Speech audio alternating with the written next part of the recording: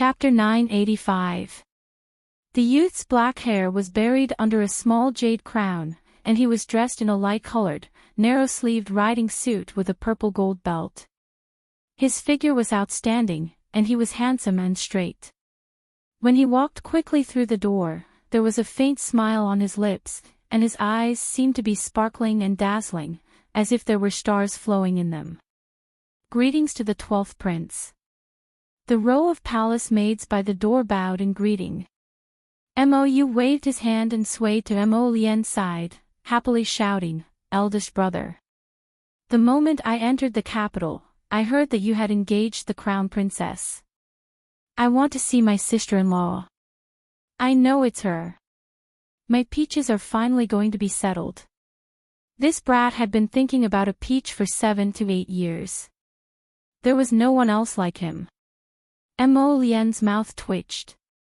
Without waiting for him to speak, Empress Xiao said with a straight face, You're really becoming more and more unbecoming. Not to mention running around all day, you even went to the mountain villa to disturb your grandmother's peace." Mou hurriedly smiled and moved to his mother's side. "Mother, grandmother has been praising me the whole way. If I didn't run to the mountain villa to celebrate the new year with grandmother's new year would have been so boring." Empress Xiao glanced at him and snorted. She raised a finger and poked his head. "Didn't grandmother find you noisy, so she brought you back early?" "Of course not." Mou's mouth seemed to be smeared with honey as he grinned. "This son missed father, mother, and eldest brother, so I begged grandmother to come back. Imperial mother, imperial father, eldest brother, although you, isn't in the capital, my heart has always missed you." His father chuckled, clearly not believing his youngest son's nonsense. Empress Xiao was a little happy from her son's coaxing, but she still kept a straight face. She glanced at her youngest son, but the corners of her mouth couldn't help but curl up slightly. The old Empress Dowager said with a smile, "You don't say. If you, didn't run to the mountain villa to accompany me, this New Year's celebration would indeed be lacking." Empress Xiao said with a smile, "Imperial mother's complexion is rosy and her breath is soft. You must be recuperating well in Ziyu Mountain Villa." "Not bad." The Empress Dowager smiled benevolently and nodded. Ziyu Villa is secluded from the world. Its profound energy is also rather dense. It's truly the best place for cultivation. If there is a chance, Your Majesty and Her Majesty can also choose a day to go there and take a break for a period of time. The Empress Dowager is right. The old Great King looked at his mother cautiously and asked, "Mother, have you made some progress in your cultivation?" "You can say that I've made some small achievements." Back then, the Empress Dowager had taken up a spear and mounted a horse to conquer the world with the former king and the old vassal king of Henan, so her martial arts were naturally outstanding. She had stayed at the initial success stage of level 14 Great Mystic Cultivator for nearly 10 years. After cultivating in seclusion at Yushio Villa for half a year, the Queen Dowager finally made a small step forward and entered level 14 Phenomenal Success stage. The Great King's face lit up with joy when he heard this. "Congratulations, Mother. Your cultivation has improved again." "Congratulations, Empress Dowager." At the Empress Dowager's level of cultivation, she had long been indifferent to these things. She smiled and waved her hand. "Let's not talk about these things." She turned to look at Mo Lien. "Today, as soon as Ijia and you entered the capital, Ijia heard rumors spreading from all directions. Nimpin Tower is our Mo Kingdom's guardian pagoda. What do they mean by a sorcerer has appeared recently, so the world is bound to suffer a calamity? They even said that Nimpin Tower's foundation is unstable and seems to be swaying. What kind of nonsense is this? It's simply a bunch of nonsense." Chapter 986. Grandmother, don't worry. These are just rumors spread by some bored people. Grandson will deal with it properly. Yes, yes. Mother, don't worry. The old king added, this is all because a few days ago, there was a rat infestation near the pacification pagoda. A large rat gnawed on a brick behind the pacification pagoda, causing people to mistakenly say that the pagoda's foundation was unstable or that a demon had appeared. A faint light of wisdom flashed through the Empress Dowager's eyes. Why would there be a rat infestation in the capital out of the blue? I'm afraid that someone is secretly manipulating things behind the scenes. Great King, you have to pay attention to this matter. Don't throw everything to the crown prince. Look at how busy my grandson is. The Great King coughed a little awkwardly and secretly ridiculed in his heart. He knew it. As long as his mother returned, she would definitely protect him to the end. There was nothing to say about this, that he felt like a son that was picked up from the streets. When he was young, the Empress Dowager helped him take care of state affairs. Now that he was old and his son was very capable, the Great King was very used to being a hands-off boss. Now that he heard the Empress Dowager specifically asking him to deal with the rat infestation rumors, the Great King felt very vexed and secretly glanced at his son. Prince Mo's handsome face was extremely serious. He didn't even look at his old father.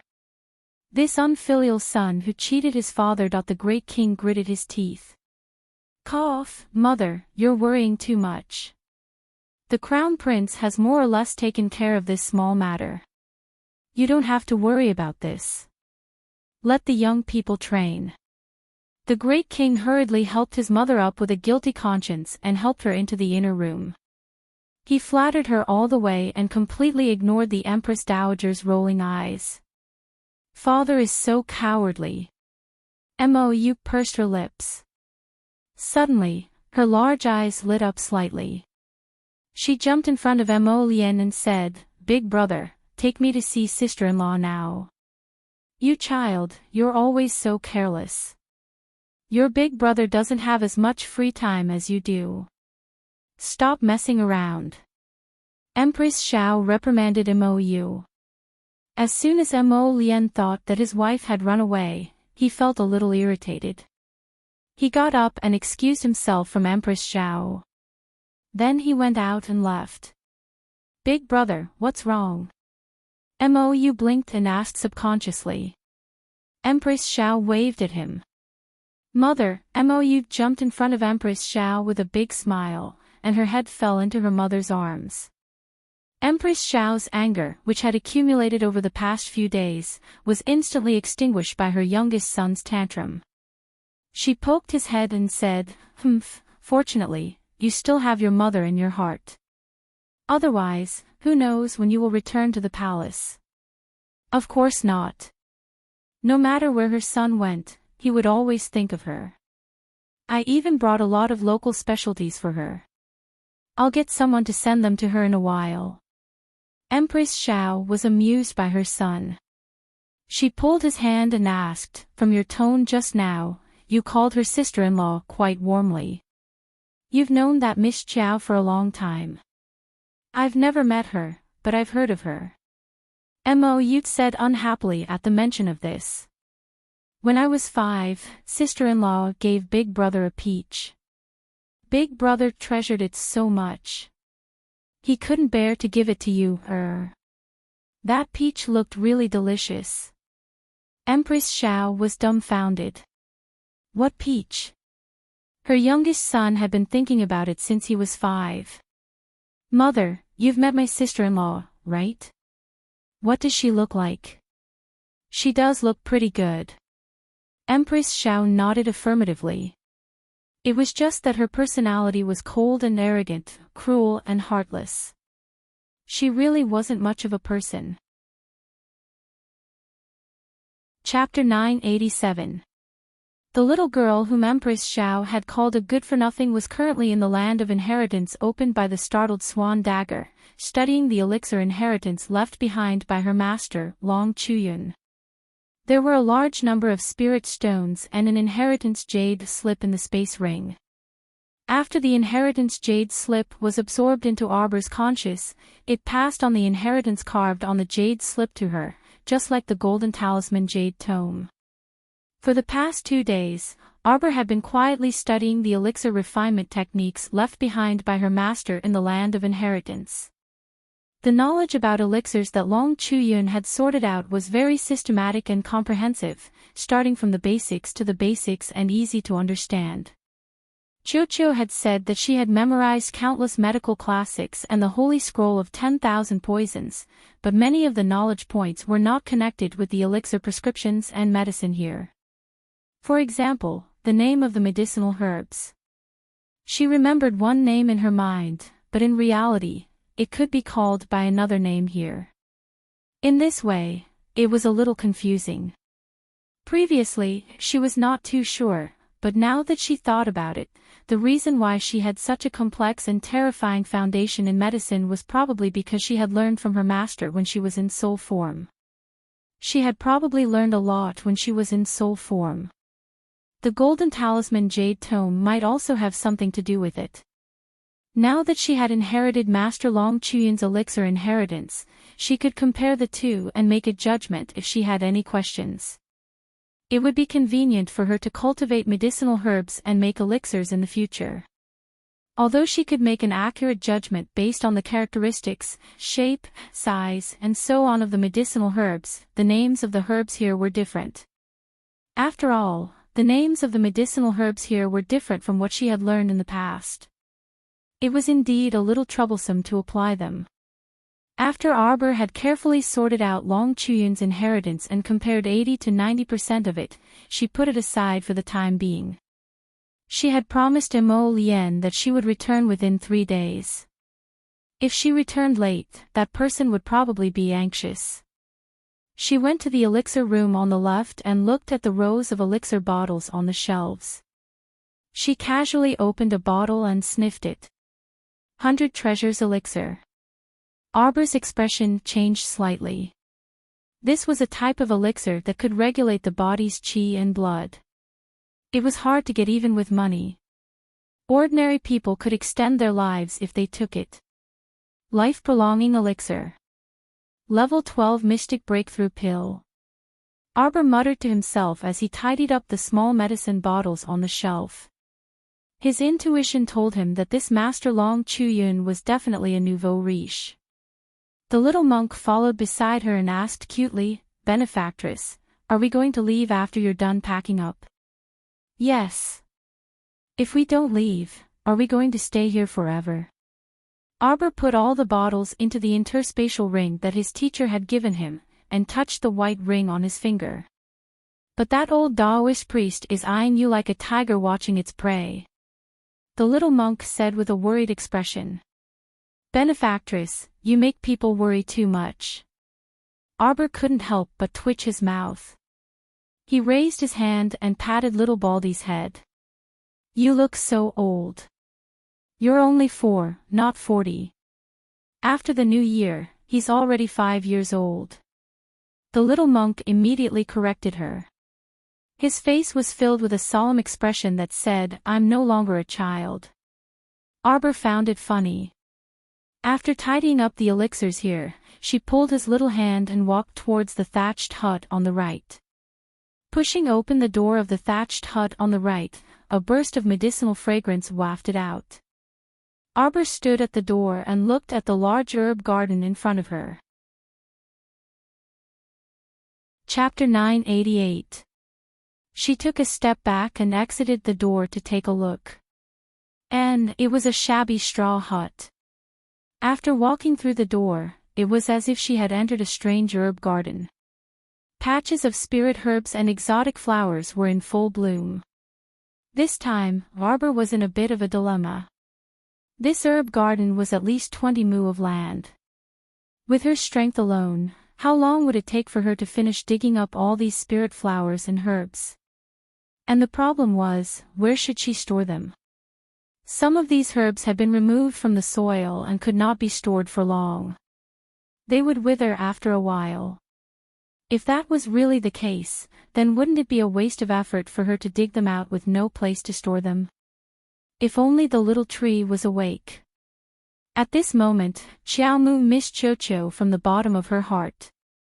It was a pity that Cho-Cho was still in seclusion and did not move at all.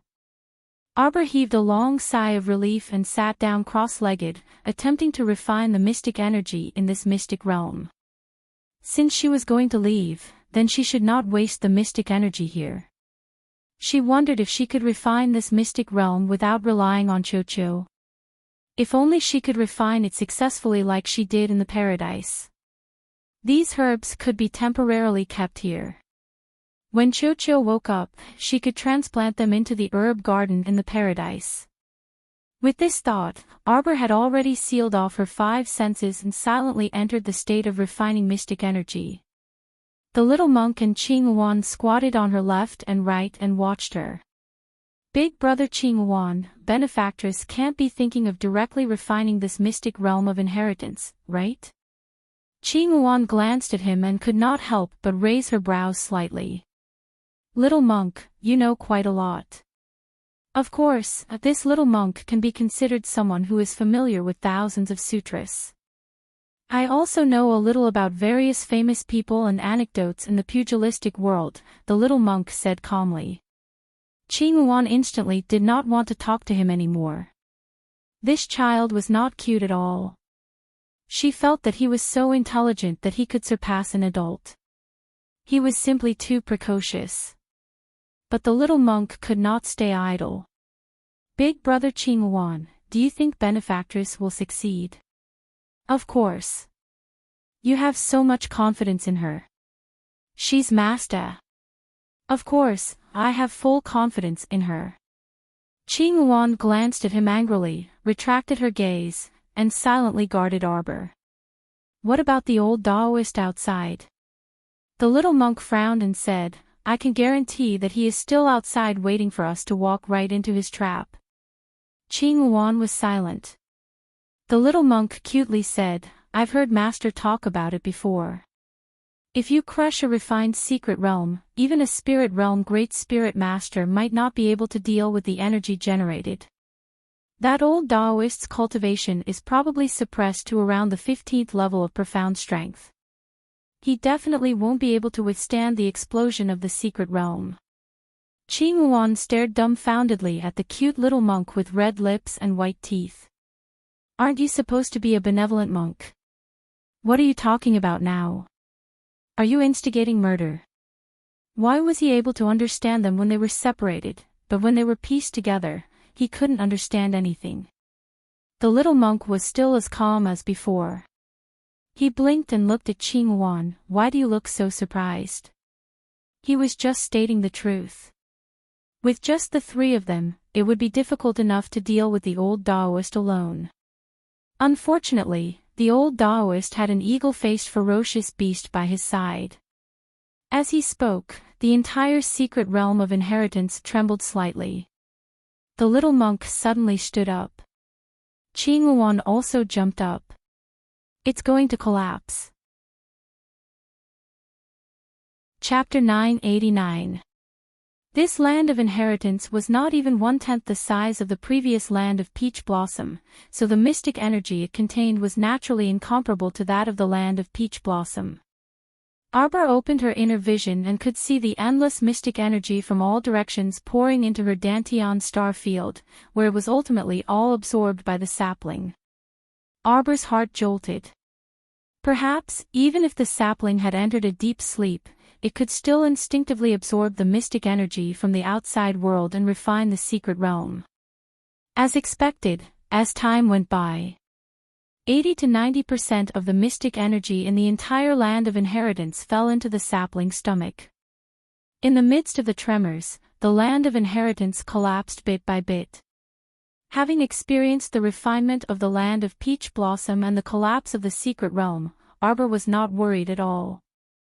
After opening her eyes, she grabbed the little monk with one hand, and the 3 figures instantly disappeared into the slowly collapsing secret realm. A lustrous white bead appeared in Qiao Mu's hand. Inside the bead was a small bamboo forest, and 3 small thatched cottages could be faintly seen swaying back and forth inside. At this moment, Arbor had no time to be excited or agitated. She first put away the heart of the land of inheritance in her hand and directly put it into her inner world. At the same time, she took out a startled swan dagger. With a turn of the dagger, she directly swiped it in a direction in the air. The old Taoist's outer robe was cut open by Arbor's sharp dagger, and he glared at her with sharp eyes. Without another word, Qingyuan immediately spread its wings and swiftly picked up its little master, flinging her and the little monk onto its back. With a shriek, it rushed into the heavens and swiftly fled the scene. The old Taoist simply did not expect that this little fellow Arbor would actually escape on Qingyuan without another word. He was so angry that his nose was crooked. He had circled around this mountain forest for nearly 3 days. In the end, he did not dare to go too far from this place, so he had been waiting at the secret realm where the 3 of them had disappeared. In the end, he had indeed waited for them to come out. But he did not expect that the 3 of them would be so wretched. They actually fled without a word the moment they came out. Was this something a great talisman practitioner and great mystic cultivator could do? It was simply outrageous. The old Taoist aggressively stepped on his eagle-faced ferocious beast and commanded it to give chase. Damn Arbor, let's see where you can escape to. A fierce glint flashed through the old Taoist's eyes as he berated the eagle-faced ferocious beast to chase the 3 people in front. Both his hands slightly raised, accumulating mystic energy in his body. His entire body began to swell up like a bloated bowl. His entire body was filled with terrifying power. His green Taoist robe fluttered in the fierce wind. Standing on Qingyuan's back, Xiaomu naturally saw the old Taoist's menacing pursuit. She unhurriedly opened up an eggshell defensive barrier and coldly looked back at the stinky Taoist who was chasing after her. Waves of ferocious profound energy rose from his entire body as tiny streams of water flowed out from his palms. Subsequently, they condensed into strings of sparkling ice crystals. In an instant, the ice crystals turned into hexagonal snowflakes, which she abruptly raised her hand and swiftly charged toward the old Taoist. The old Taoist saw that she was very cowardly and ran away the moment she left the secret realm, so he thought that she did not dare to fight him. Who would have expected that she would actually attack? Looking at the ferocious snowflakes flying toward him with a whoosh. They directly hit his green Taoist robe. Ha! The old Taoist roared. Chapter 990. The muscles under his outer robe bulged, and this old Taoist instantly circulated his leveled 15 cultivation, releasing his mystic energy outward. It collided with a handful of snowflakes that Arbor darted toward him. After several slashes, the old Taoist's eyes widened in disbelief as he stared at his outer robe that had been cut open. Even his arms under his outer robe were actually sliced open by the snowflakes, and blood flowed down. He was actually injured by a mere level 12 mystic cultivator in a single exchange. Arbor didn't say a word. Her combat habit was that she absolutely wouldn't waste words with you once she started fighting. Her fingers moved slightly as she guided several talismans, and more than a dozen high-level attack talismans flew toward the old Taoist's face as if they didn't cost anything.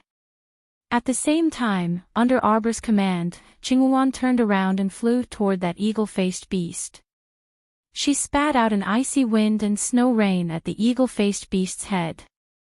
On the side, the little monk silently formed several Buddhist seals. At this time, Qingyuan and Arbor couldn't care less about him. One flew toward the eagle-faced beast to attack. The other instantly left Qingyuan's back, activated the defensive barrier, and rushed to the old Taoist with several large strides in the air. The old Taoist was simply flabbergasted. Didn't this damn lass run away just now? He thought she was scared, but what was going on with her turning around and charging here without any regard for her life? How could she know that Arbor didn't want him to see her put away the heart of the inheritance secret realm and cause unnecessary trouble? That was why she wanted to leave this place and return to the capital as soon as she came out. Moreover, she had promised Mo Lien to return to the capital within 3 days. Now that 3 days had passed, if she still didn't return, she would definitely be nagged by her family non-stop. She couldn't be bothered with this damn old Daoist, but in the end, she saw that the old Daoist was following behind her like a fly that she couldn't shake off. Her anger rose as well. What? Could it be that she was afraid of this damn old Daoist? Let's fight then. Let's see who would have the last laugh. She really hadn't been afraid of anyone after being reborn for so long. Did he really think that she couldn't kill him? 7 or 8 years ago, he dared to challenge a group of heroes by himself. How could he be afraid of a mere Daoist now? What a joke. What the little monk said was both right and wrong. The combined cultivation of the 3 of them was indeed inferior to the old Daoist and the eagle-faced beast. But could it be that this was all she could bring out? Other than her cultivation, she also had all kinds of divine weapons and spiritual treasures. Her actual combat ability really couldn't be judged by her cultivation level. Arbor had already jumped in front of the old Daoist priest. Suddenly, he turned a black ring on his hand. They were very close, and the old Daoist priest saw her movements clearly. For some reason, his eyelids twitched. Hee hee. Arbor let out an almost cold and flat laugh. He suddenly raised his hand and opened the Imperial Thunder Barrier, trapping the old Taoist and the eagle-faced beast. The man and the beast were suddenly enveloped in a translucent light shield, and their expressions were somewhat dumbfounded for a moment. Spirit weapon. The little monk cheered, and his cute voice hurriedly said, "Benefactress, since you have a spirit weapon in hand, why didn't you take it out earlier?" Master was too lazy to pay attention to him in the first place. Qing Wan snorted and said, "It was he who insisted on coming to court death." The old Daoist priest and the eagle-faced beast, who were being bombarded by bolts of lightning in the Imperial Thunder Barrier, roared angrily. The old Daoist priest's eyes were extremely vicious. He glared at Arbor through the translucent barrier. "You think you've won?" Chapter 991. The defensive thunder barrier formed a small spiritual domain of its own, caging the old Daoist and the eagle-faced beast inside. Arbor had no intention of paying any attention to the old Daoist through the translucent defensive thunder barrier. After sending a strand of mystic energy inside, the defensive thunder barrier was filled with the violent power of lightning, and it directly struck the old Daoist and the eagle-faced beast with a series of crackling sounds. A hint of shock flashed through the old Daoist's vicious eyes. This spiritual weapon is so powerful, but where did it come from? He truly didn't know that this little girl had unwittingly grown to this extent in a few short years. If he had known, he would have directly killed her back then instead of allowing her to grow. Anger flashed through the old Daoist's eyes. It was his fault for being careless. A leveled 12 mystic cultivator with the ability of an advanced great talisman practitioner, with the divine beast Qinghuan, spiritual weapons, and magic treasures, and even possibly comprehended the wood spirit's origin. Was this possible? Although it was very surprising that she successfully triggered her mystic meridians at the age of 7. What future could she have in a small place like the Lower Star Domain and in a lousy village like Kwoto Village that lacked mystic energy? It would already be pretty good if she could become a level 4 or level 5 mystic cultivator at most 10 years later, okay? But in these 7 to 8 years, the damn girl actually grew to become a level 12 mystic cultivator. It had to be said that he was completely surprised. What exactly was the reason? She was merely an ordinary village girl. He wouldn't believe that she didn't have a great opportunity even if he was beaten to death. The old Daoist's face darkened. With a rub of his hands, spiritual energy permeated his chest, forming a partial armor that first protected his heart meridian. It was evident that the old Daoist was a spiritual cultivator, and partial spiritual energy armor was one of the hallmarks of a spiritual cultivator. However, the old Taoist's current cultivation was suppressed to that of a level 15 mystic cultivator, but it didn't mean that he couldn't use spiritual energy. Arbor felt that this old Taoist's body exuded a trace of wickedness and strangeness. Logically speaking, he was already a spiritual cultivator and had entered the spiritual realm, but he just happened to merge with the power of a demonic beast and become a demonic cultivator. Just like how Commandery Princess Hui and didn't hesitate to merge with the power of a demonic plant and ultimately turned her body into a withered cocoon, the old Taoist in front of him merged with a demonic beast and formed a beast claw on his chest. At this moment, he was using this beast claw to resist the lightning bolts that were bombarding him from all directions. This defensive thunder barrier actually required spiritual energy to activate, but unfortunately, Arbor just happened to be able to use profound energy to activate the defensive thunder barrier. Furthermore, she was now able to skillfully switch between the profound energy in her 3 branch meridians and the main meridians. It could be said that as long as she wasn't beaten up by thousands of people, her profound energy would basically never be interrupted. The profound energy that was channeled into the defensive thunder barrier soared, and the lightning inside the small spirit domain was released in a dense interweaving manner. Even with the body of a spirit master, the old Taoist found it difficult to bear the impact of such powerful lightning, let alone his eagle-faced Xian beast. After dozens of lightning bolts struck the eagle-faced beast's body, the pair of crippled wings in front of its chest were blasted into a bloody mess. The eagle-faced beast lay on the ground, gasping for breath. It covered its head with its other wing and lay there motionless. Just now, this ferocious beast had almost injured her Qingyuan. Now, it was blasted to the side by the powerful lightning released from the defensive thunder barrier. Arbor didn't have the slightest bit of sympathy. If they hadn't pursued her relentlessly and tried to kill her, she wouldn't have retaliated out of anger.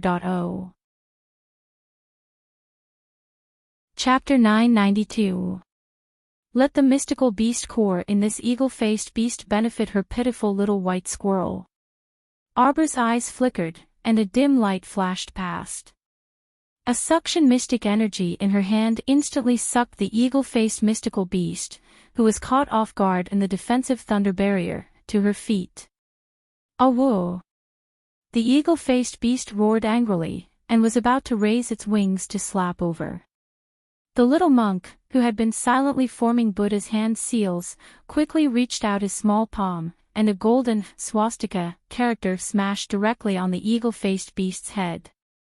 With a loud bang, the pitiful eagle-faced beast was pressed to the ground by this swastika character. Qingyuan flew up and hurriedly gave the eagle-faced beast 2 more stabs without any explanation. "Leave its head," Arbor reminded in a slightly anxious manner. Qingyuan paused and carried the eagle-faced beast, which was on its last breath, over. Arbor was expressionless. The startled swan dagger in her hand flashed slightly, and directly cut open the eagle-faced beast's head, cutting out a red crystal core from within. This mystical beast core was redder and more outstanding than any crystal core she had seen before. It was like a ruby, emitting light in her hand. The deeper the color of the crystal core, the higher the level of the mystical beast. This crystal core was equivalent to 100 ordinary level 10 mystical beast cores. Arbor was in a slightly better mood, and directly stored this mystical beast core into her inner world. The old Taoist, who was still in the defensive thunder barrier, was furious. He could only watch as his mystical beast's brain was cut open and its crystal core was taken out. He couldn't break out of the defensive thunder barrier to react. His mystical beast was already completely dead. When a mystical beast died, it was bound to bite its master. This time, the old Taoist was injured. He was anxious, angry, and resentful. A mouthful of old blood instantly spurted out, and his face was as white as a sheet of gold paper. "Ah!" The old Taoist roared angrily. He didn't think that he would encounter such a disaster just because he personally took care of a little village girl. Did he underestimate the enemy, or did the enemy grow too strong? The demonic beast's claws on the old Taoist's chest desperately scratched the translucent barrier, trying to tear open the defensive thunder barrier to let it out. Unexpectedly, Arbor poured another burst of profound energy into the defensive thunder barrier. At this moment, she had already transferred the profound energy from the 3 branch meridians and directly poured it in. In an instant, the entire small spirit domain was filled with the light of thunder and lightning, leaving no room for anyone to fight back. The crisscrossing lightning in the domain formed the shape of a well and cut straight toward the old Taoist. It was really a cut. The old Taoist priest watched as a piece of bone and flesh on his shoulder was completely cut off by the lightning. He did not dare to be careless anymore. Using his spirit armor to protect his chest, he then filled his entire body with profound energy and let out an angry roar. His cyan Taoist robe fluttered by the waves of profound energy, forming a barrier that blocked the intertwining lightning that covered the sky and covered the earth in the miniature spirit domain. However, because of the profound beast's backlash, he had already been injured. At this moment, he had expended a large amount of profound energy to resist the lightning. He could resist it for a while, but he couldn't resist it forever. If this continued, he would definitely be annihilated by the lightning. Therefore, he was anxious and embarrassed. He tightened the movement of the sharp claws in front of his chest, fiercely scratching and smashing the defensive thunder shield. However, was a spirit artifact so easy to destroy? If it could be destroyed with just a few hits, then it wouldn't be called a spirit artifact. Cough, cough, cough.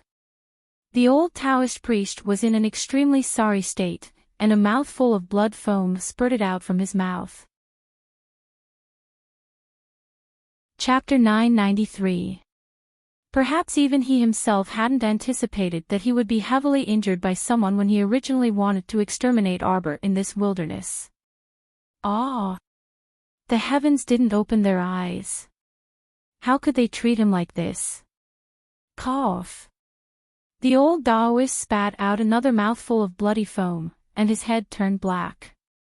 He looked coldly at Arbor through the translucent defensive thunder barrier. Could it be that he had to use that secret technique today? Damn it!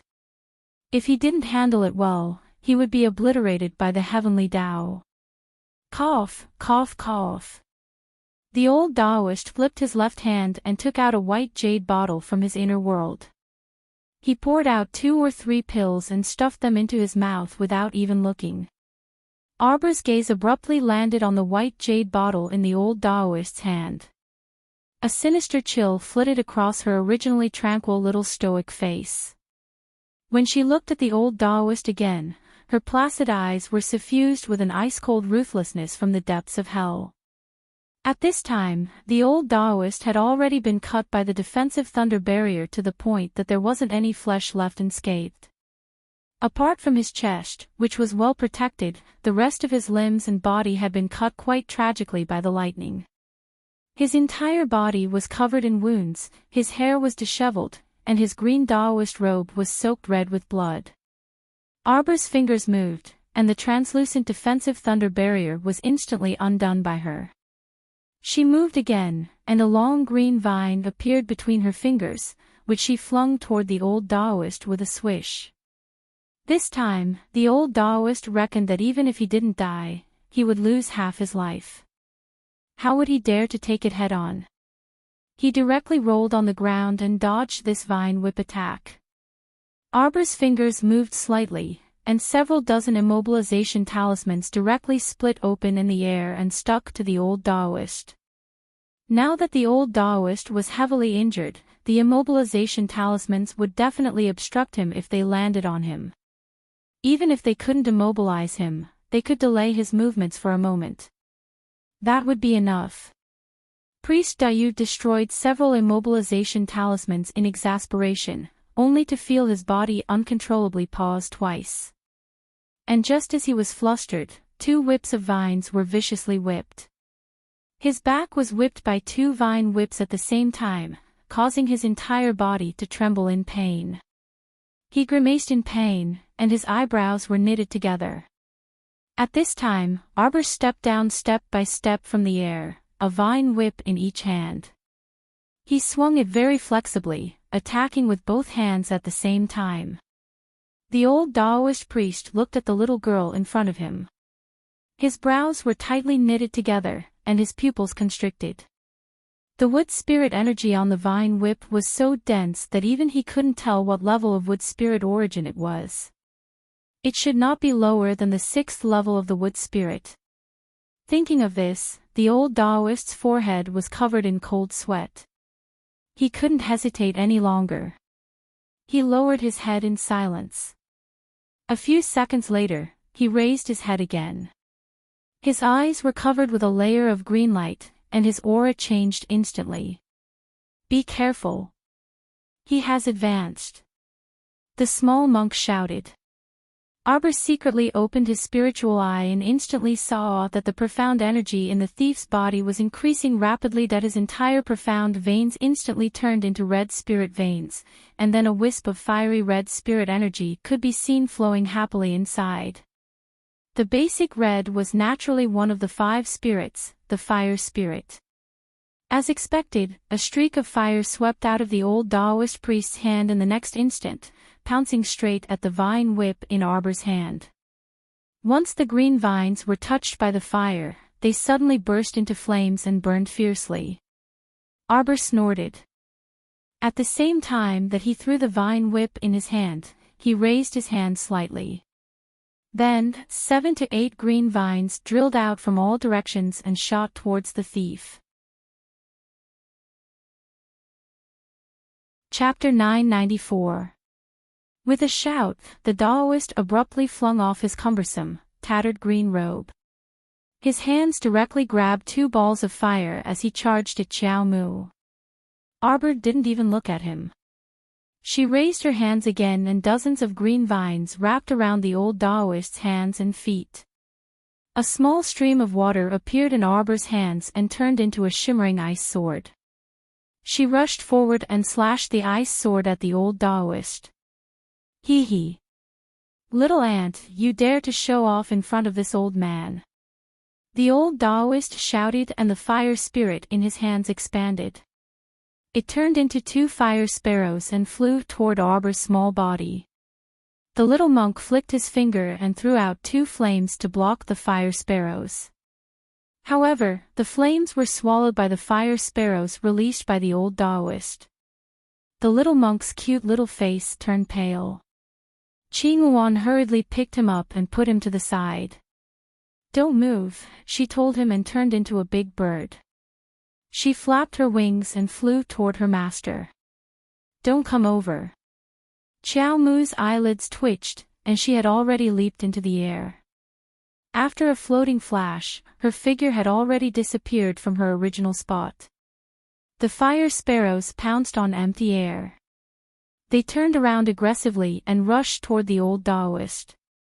The old Taoist priest was shocked. He suddenly turned his head and a fist landed on his face with a bang. The little hand with the Vajra talisman attached to it made the old Taoist feel very good. The figure that retreated was swallowed by the fire sparrows. However, the fire sparrows were created by the old Taoist. At the critical moment, he dispersed the fire spirit energy and the fire sparrows disappeared. Priest Dayu wasn't injured by the fire sparrows, but he fell from the sky and landed heavily on the ground. At the same time, countless twisting vines darted over and quickly wrapped the Taoist into a cocoon. His face, his face, his face.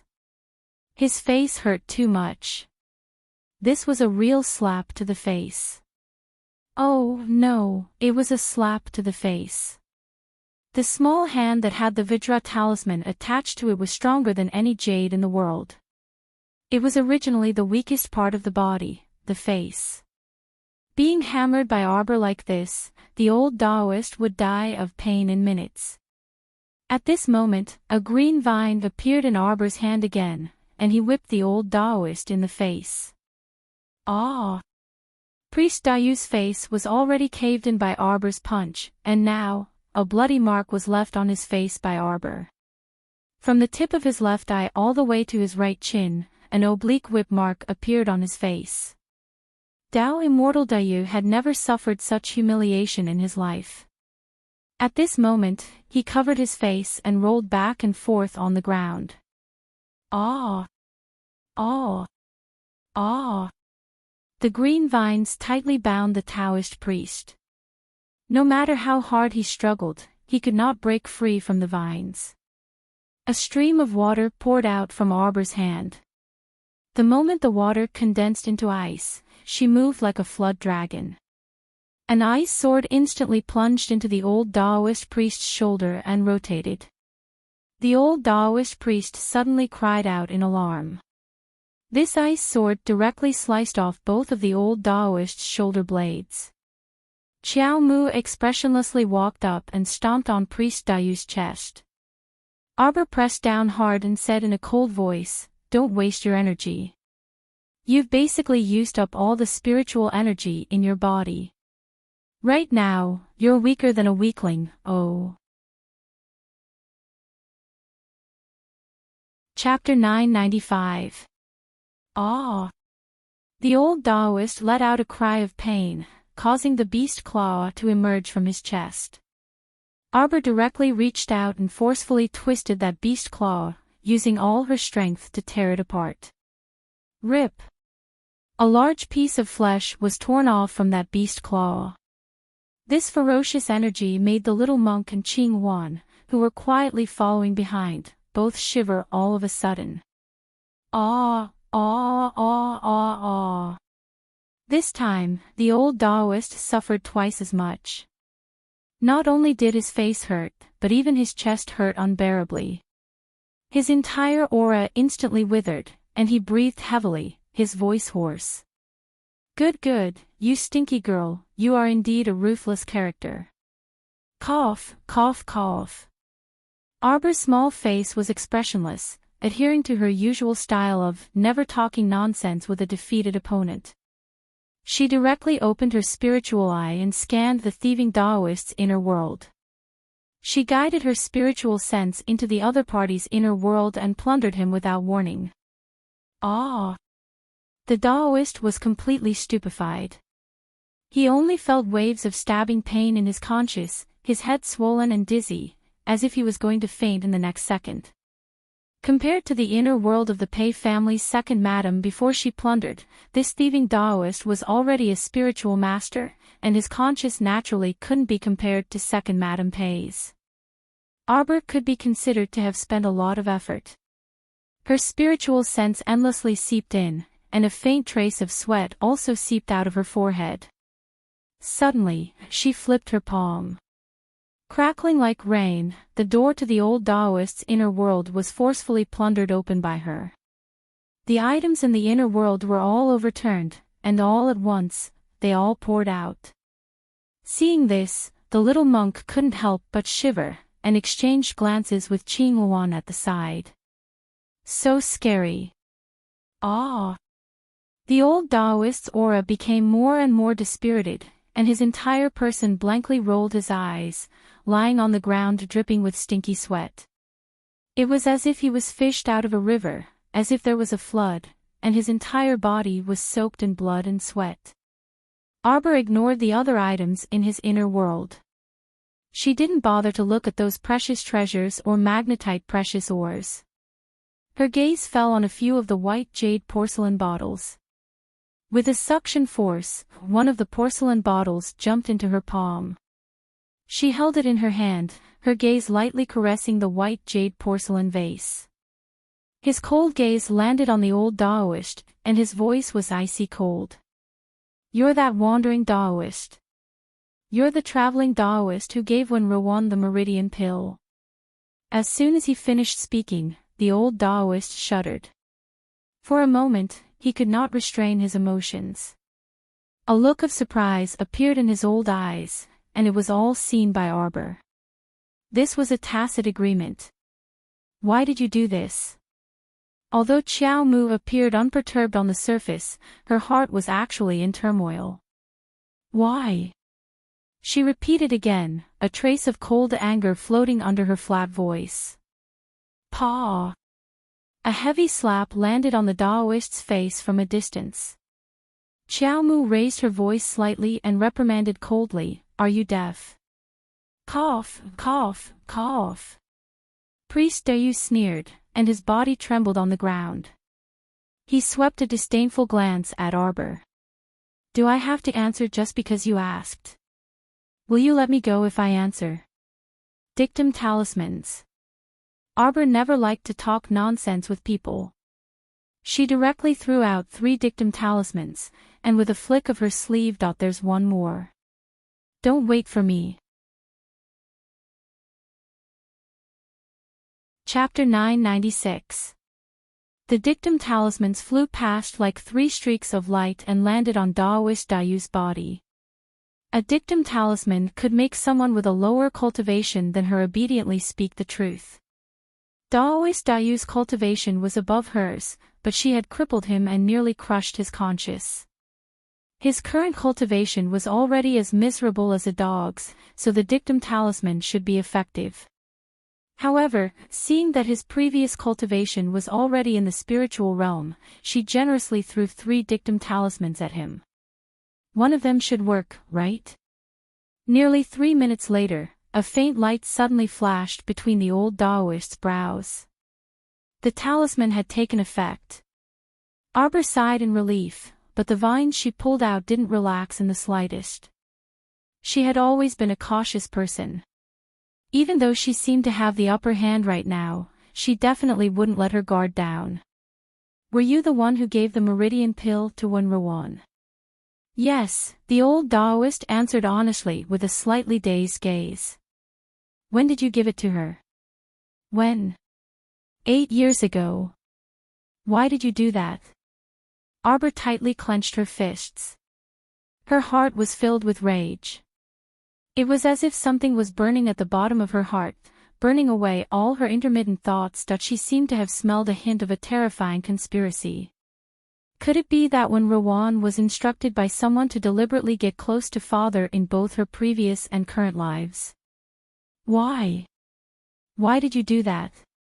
"It was you. You deliberately had when Rowan approach our Chow family." Arbor's breathing became slightly hurried. "That's right. However, this old man was also entrusted by someone." Arbor's pupils contracted slightly. She took a step forward and forcefully grabbed the old Daoist's chest. "Speak. Give me a clear explanation. Who entrusted you?" "Who? Who entrusted you? Who the hell are you?" The thieving Daoist was a bit dazed, seemingly unable to accept so many questions all at once. "Who the hell are you?" Flames of fury ignited in Arbor's eyes. "I am the deputy manager of Shantian Prefecture." A bolt from the blue. Could it be that the tragedy in her previous life wasn't a coincidence? Arbor's heart trembled, and he shuddered for no reason. Could it be that all her tragedies in her previous life, the tragedy of her family, were all controlled by someone else from afar? However, the trajectory of this life had been forcefully reversed by her. Because when Rowan had died many years ago, it was impossible for her to harm their family. As such, Daoist Dayu could not wait any longer and wanted to personally deal with her. But why? Their Chow family had been living in Kwoto village dutifully all this while and hadn't offended anyone. Why did they scheme against them so viciously since 7 to 8 years ago? Who instigated him? Hurry up and tell me. Who sent you to deal with our Chow family? It was our Shantian Palace's palace master who sent me to the lower realm Starfield. No matter what method I use, I will definitely make your family's lives miserable. It would be best if your entire family was crippled. In other words, when she was 7 years old, Shantian Manor had already been eyeing their family. I originally thought that you were just a little village girl in a village. When Rowan received benefits from me, so she naturally obeyed my orders. With her scheming methods, a casual move from her could make your family live in an abyss of suffering from then on, the Daoist answered honestly. However, I didn't expect. The situation was completely out of his control.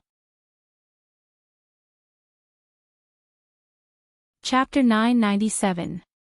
To be precise, someone didn't wish for you to have a good life. As for those useless Chao clan members around you, they were just dealt with in passing. Priest Dayu continued to reveal the truth of the matter. I was only following orders. Dayu was also very regretful now.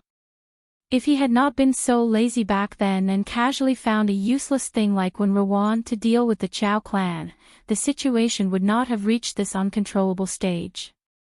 Not only did when Rowan fail to cause trouble, but she also threw herself in and inexplicably became the zombies' food. From then on, the situation became uncontrollable. You unexpectedly joined the Holy Water sect and became the personal disciple of the First Peak's Peak Master. This is completely different from what our mansion master wants to achieve. The higher-ups felt that I was incompetent, so they sent Manager Lu to assist. Your joining the Holy Water sect was the first variable. Afterwards, Manager Lu sent our Shantian Prefecture disciples to Shizhou City to keep a close eye on your parents.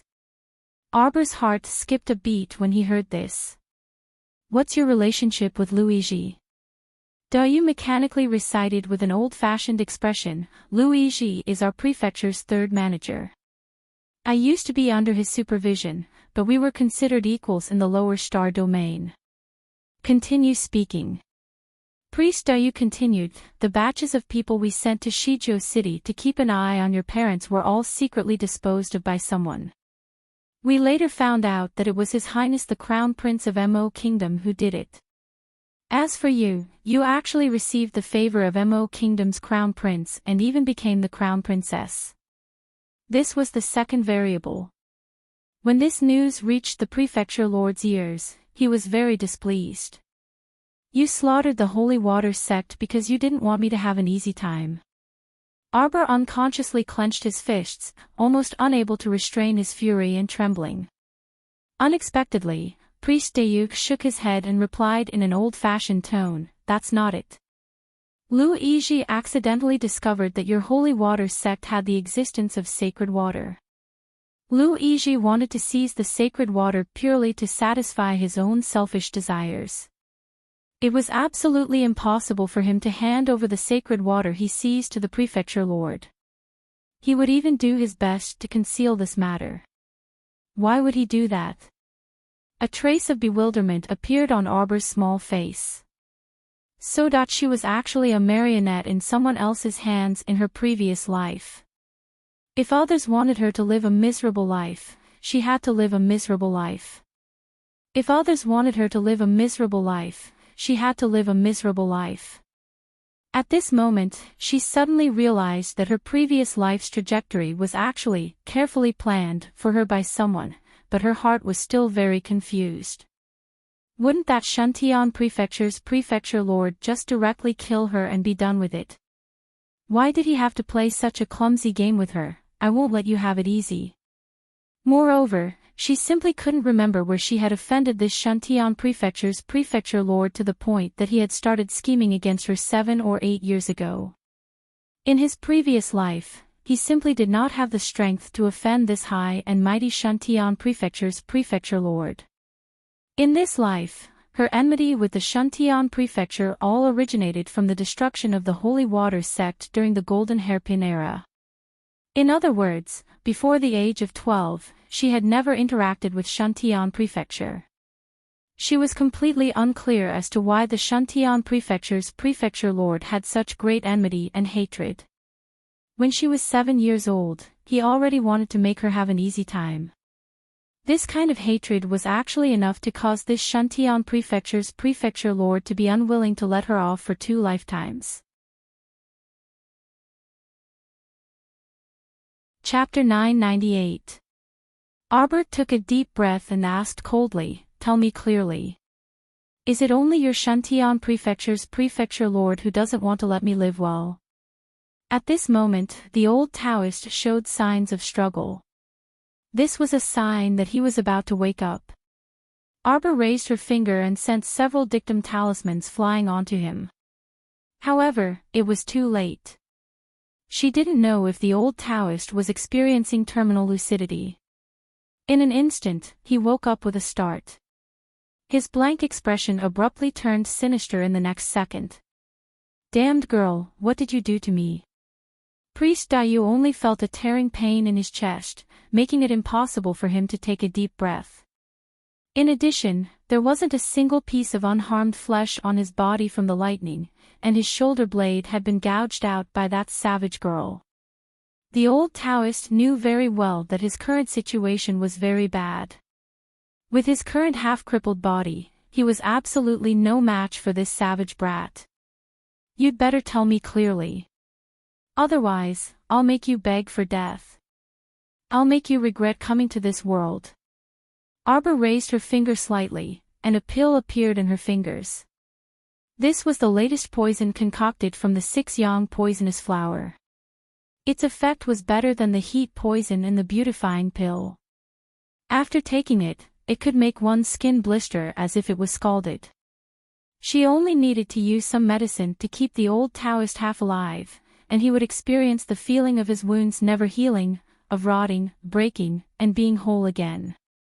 Don't worry, she wouldn't let him die so easily. This feeling of dying but not dying, of lingering at death's door, she would let him experience it. The old Taoist's eyes narrowed slightly, and he called out stubbornly, "Didn't you use some tricks just now?" "I've said everything I should say, you." A slight ripple suddenly appeared in the air. Arbor was in the state of opening her spiritual eye. She could actually clearly see 17 or 18 transparent chains extending from the air. They uniformly swung around the old Taoist's limbs and body, tightly binding him. The old Taoist was probably stunned at this moment. He felt that his limbs couldn't move, and his entire body seemed to be bound by something. A flash of inspiration appeared in his mind. He immediately thought of something, and his expression changed in a flash. He looked at Xiao Mu in horror and harshly shouted at her, "Hurry, hurry! Help me! Help me! You're a great talisman master, so you must have some talisman that can undo the binding. Quick, hit me! Help me!" "Ah!" Arbor stared at him indifferently as if he was looking at an idiot. "Tell me clearly, who doesn't want me to live a good life? Is it really the Shantian Prefecture's prefecture lord?" How could the old Taoist have the time to answer her question at this time? He screamed like a ghost as he struggled against the invisible chains. He looked at Xiao Mu in panic and pleaded, "Help, help me first. Heavenly Tao, ah." He used a secret technique to forcefully break through the limits of the lower star field and rush into the realm of a level 3 spirit master.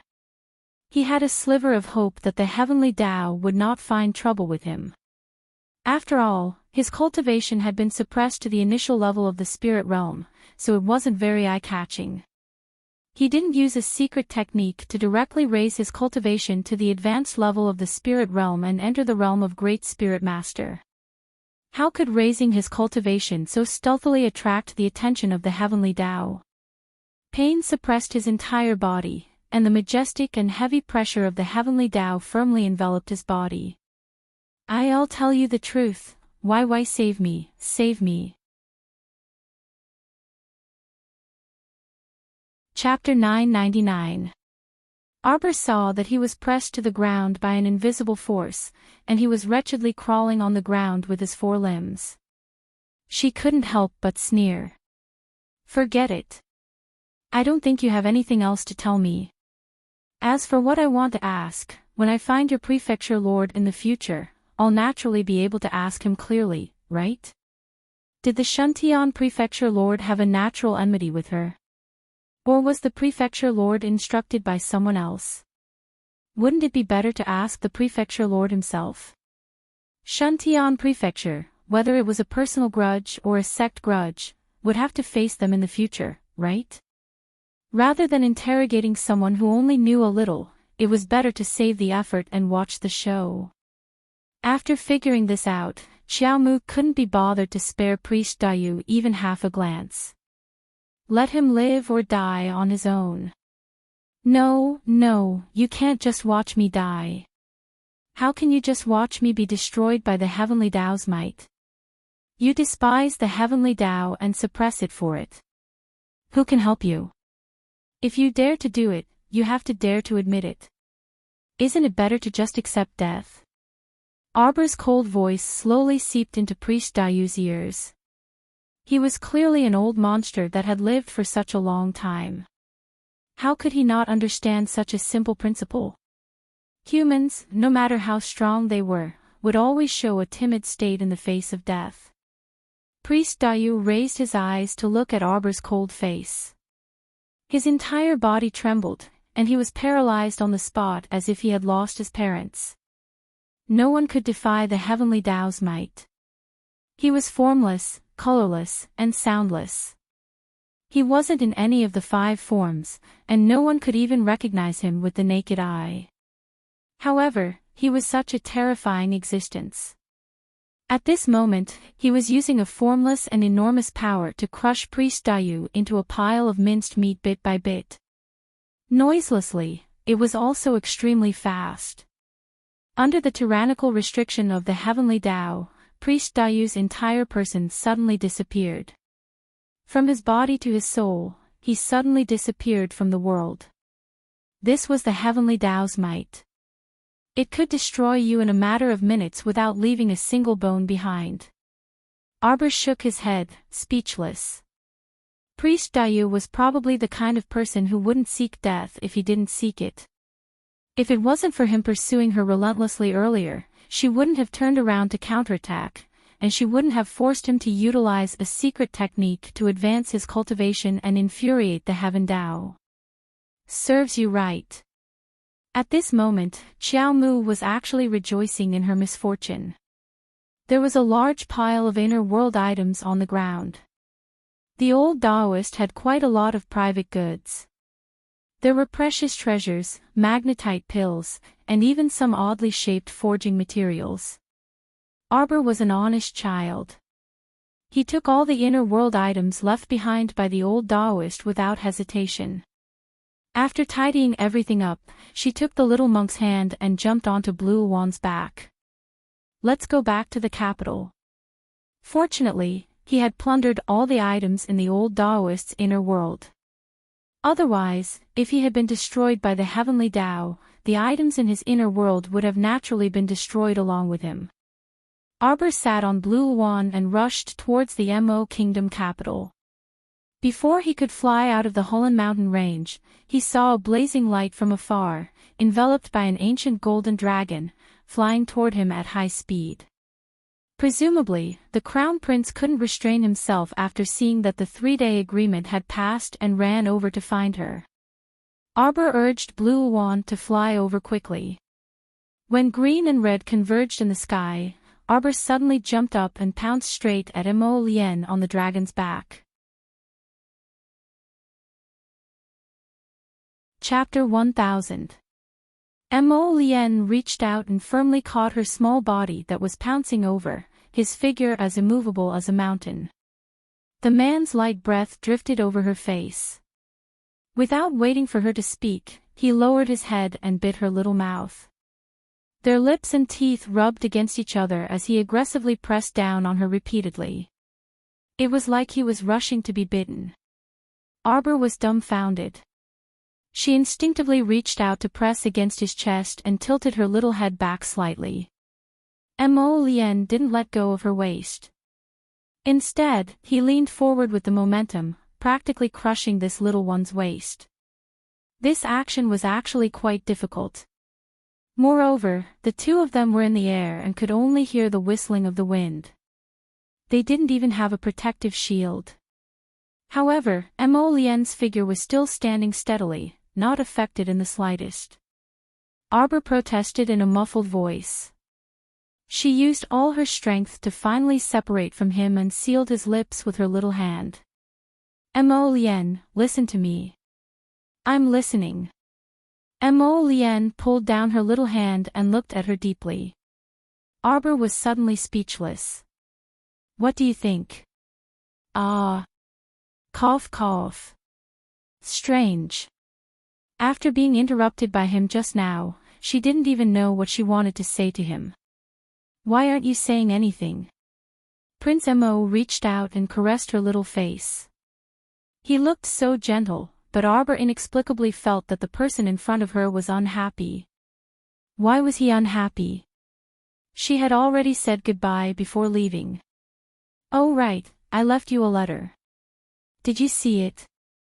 Arbor suddenly reached out and hugged his waist. She buried her face in his chest and rubbed against him. This trip back to Hullen Mountain was actually to find Teacher's mystic realm of inheritance. This trip was quite successful. You've been quite busy these few days, so I thought that I could make a trip alone. Those few words count as a letter for me. Mo Lien raised his eyebrows and looked at her with a half-smile. Arbor rubbed his nose awkwardly. She had only written a letter to explain the situation. Besides, she didn't know how to write a long letter. Mo Lien held her chin and said, Jojo, you're really good at running away. If I didn't pay attention, I would have let you escape. Arbor blinked. I didn't run. Leaving those 2 or 3 words for me counts as a warning in advance. Mo Lien looked at her with a grin. The latter shrunk his head and subconsciously leaned back. The man in front of him looked dangerous. That's not just 2 or 3 words. That letter was clearly around 20 words in total, right? Xiao Mu muttered softly. Mo Lien remained silent. She lowered her head and looked at her. Let's go back to the Eastern Palace. When night fell, Qiao Zhongbang and his wife received a message from the Crown Prince.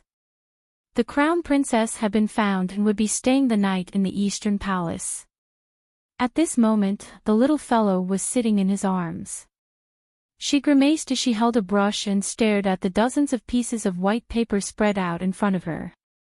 Crown Prince Mo personally grasped her small hand that was holding the brush, teaching her stroke by stroke how to write the so-called leave a letter. First of all, she had to change the way she addressed him. She had to call him husband, or dearest husband, or Lien. She couldn't call him by his full name. Xiao Mu felt so bitter. This crown prince, didn't he have a lot of work to do? Why did he have the leisure to hold her and teach her a letter for half a day? Can you write now?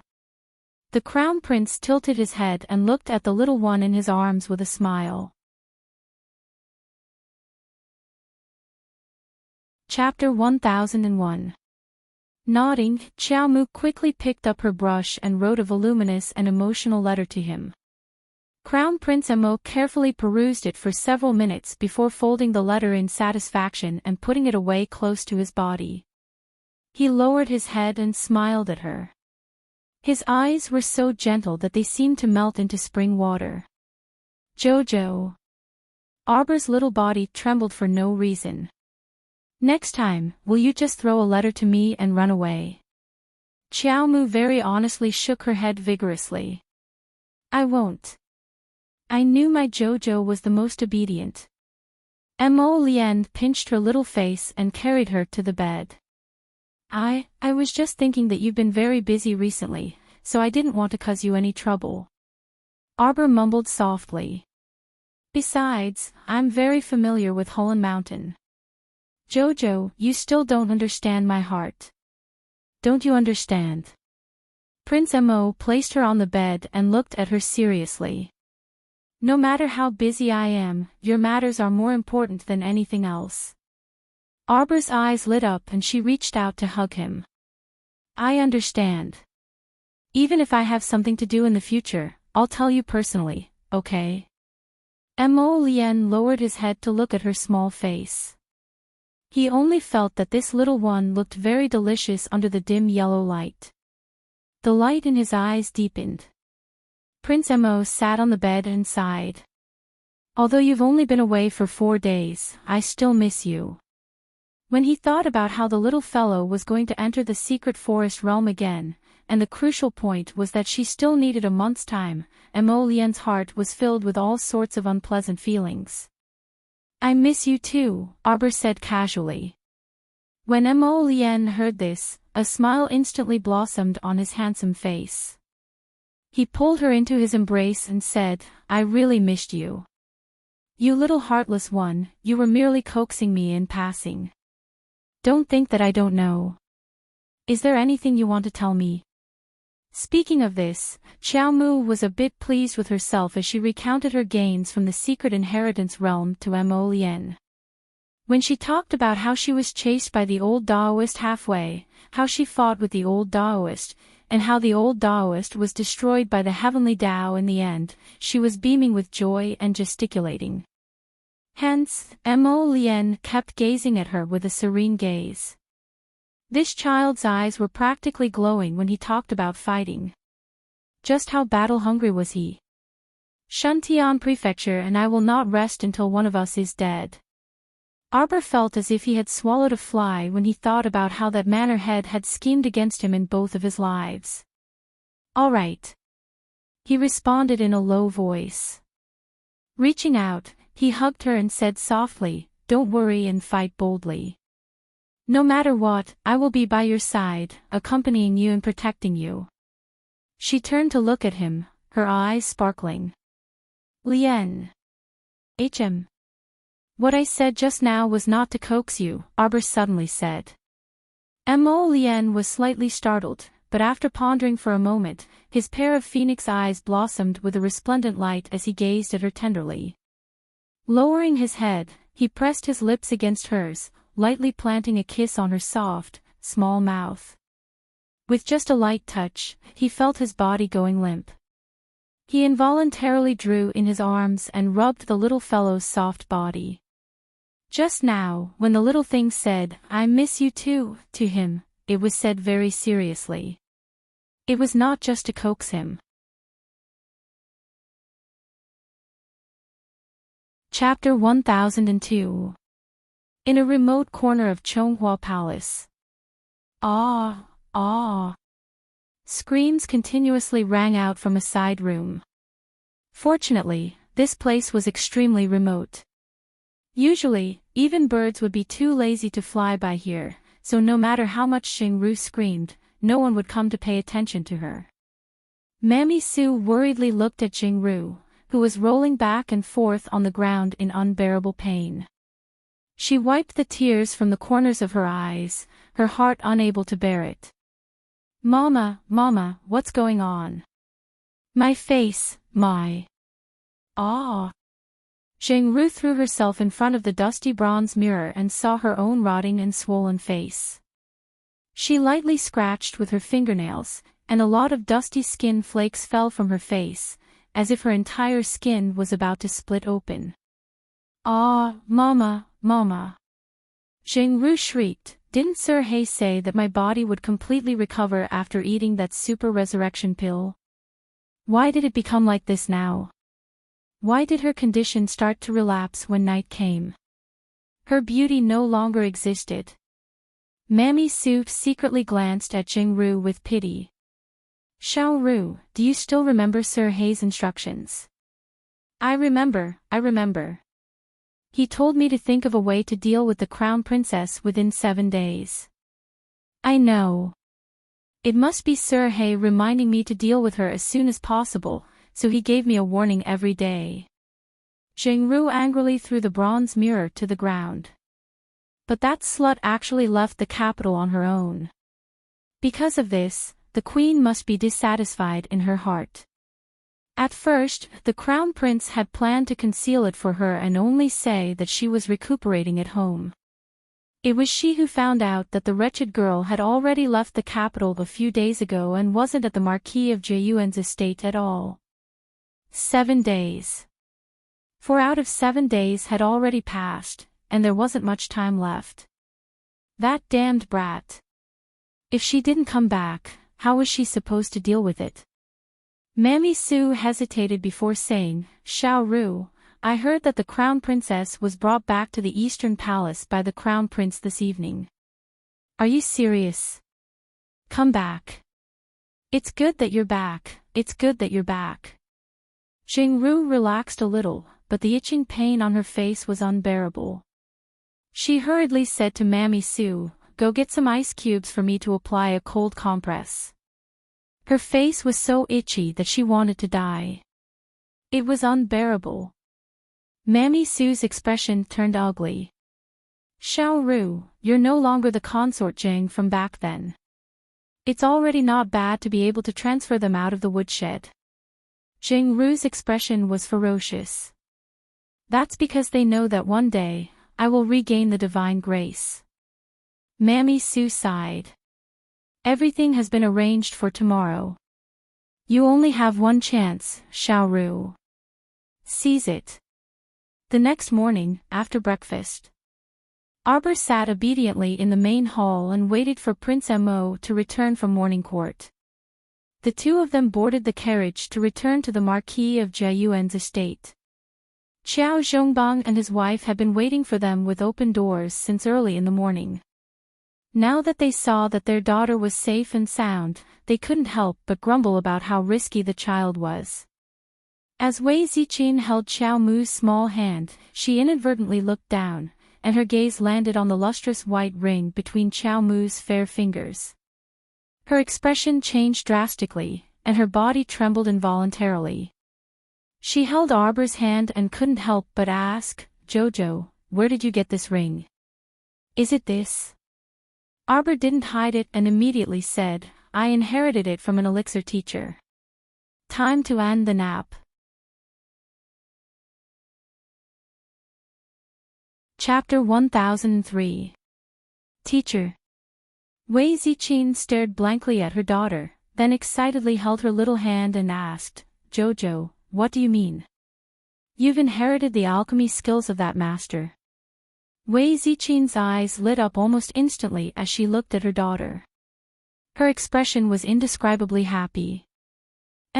Before Arbor could step through the door, her mother stopped her at the door and questioned her repeatedly. "Mother, what's wrong?" Every time she mentioned alchemy, her mother would get excited for no reason. Just like last time, when her mother accidentally found out that she was an alchemy master, her mother actually solemnly ran to tell her father about it. The couple really did open the ancestral hall to pay respects to their ancestors. It was too exaggerated. Wasn't it just becoming an alchemy master?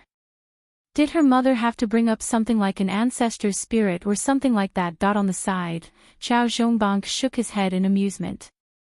"Let Xiaoma and our daughter come in first." Okay. Wei Ziqin held Arbor's hand and stepped over the threshold together. Mo Lian and Father Qiao found a place to sit down and chatted for a while. Wei Ziqin continued to nag her daughter. When she found out that her daughter had gone to that alchemy master's mystic realm of inheritance, Wei Ziqin's eyes flashed and she asked anxiously, that alchemy master, you saw him with your own eyes?" Arbor felt that her mother was acting a little strange and couldn't help but ask curiously, "Mother, do you know him?" Wei Ziqin suddenly felt that her expression was a little exaggerated and hurriedly covered it up with a smile. She waved her hand and said, "Silly child, I'm just an ordinary village woman. How could I know the alchemy master you're talking about?"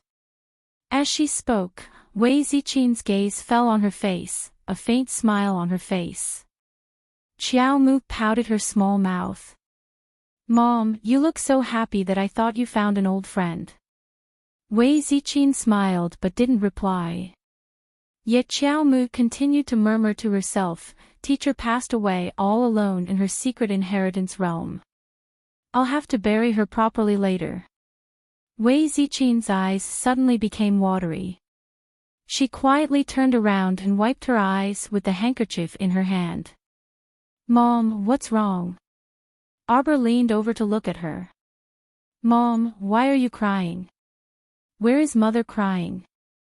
Wei Ziqin forced out a smile and tugged at her daughter's small hand. Mother only feels that you and that alchemy grandmaster are extremely fated. I'm afraid that this is fate predestined by the heavens. Wei Ziqin's voice was slightly choked, and a wave of tears welled up in her eyes. She held it back and said, Mother just feels very happy. Mother. Arbor couldn't help but laugh. He reached out to hold her arm and said, Why does Mother cry when she's happy and sad? Stinky girl, you're even making fun of your mother. Wei Ziqin poked his daughter's head and then said seriously, Your master's burial is a big deal. Why don't you have your father help you with it? This is your master, so she has to be buried in a dignified manner. Arbor pursed his lips. Mother, I want to bury teacher beside the sect. It was on the slope of the peach blossom garden that her teacher was laid to rest. Wei Ziqin's eyes reddened slightly, and she wrapped her arms around her daughter's shoulders and said softly, That's good too. If your master knew in the afterlife, she would also feel gratified. To be buried next to the holy water sect's deceased masters. Arbor nodded and met Wei Ziqin's eyes with a smile. Chapter 1004. On the other side, when the father-in-law and son-in-law saw that the two women, one big and one small, were actually getting sentimental as they spoke, they promptly changed the topic. Chow Chow, you'll be preparing to depart for the Mystic Beast Forest secret realm in 4 days. You have to make ample preparations. It'll take 2 months for a round trip to that place. Arbor turned to glance at her father and nodded. In reality, there wasn't much to prepare. Arbor only wanted to draw more talismans before setting off in case of emergency. The 4 people were chatting idly when He Zi hurried in. He hastily saluted everyone and then said to Qiao Zhongbang, Husband. Sun Yang just came to report that. He Zi stole a glance at Wei Ziqin and Arbor before bracing himself and saying, She said that old madam is about to die and wants to see husband and madam before she passes away. Qiao Zhongbang abruptly stood up and then heaved a long sigh.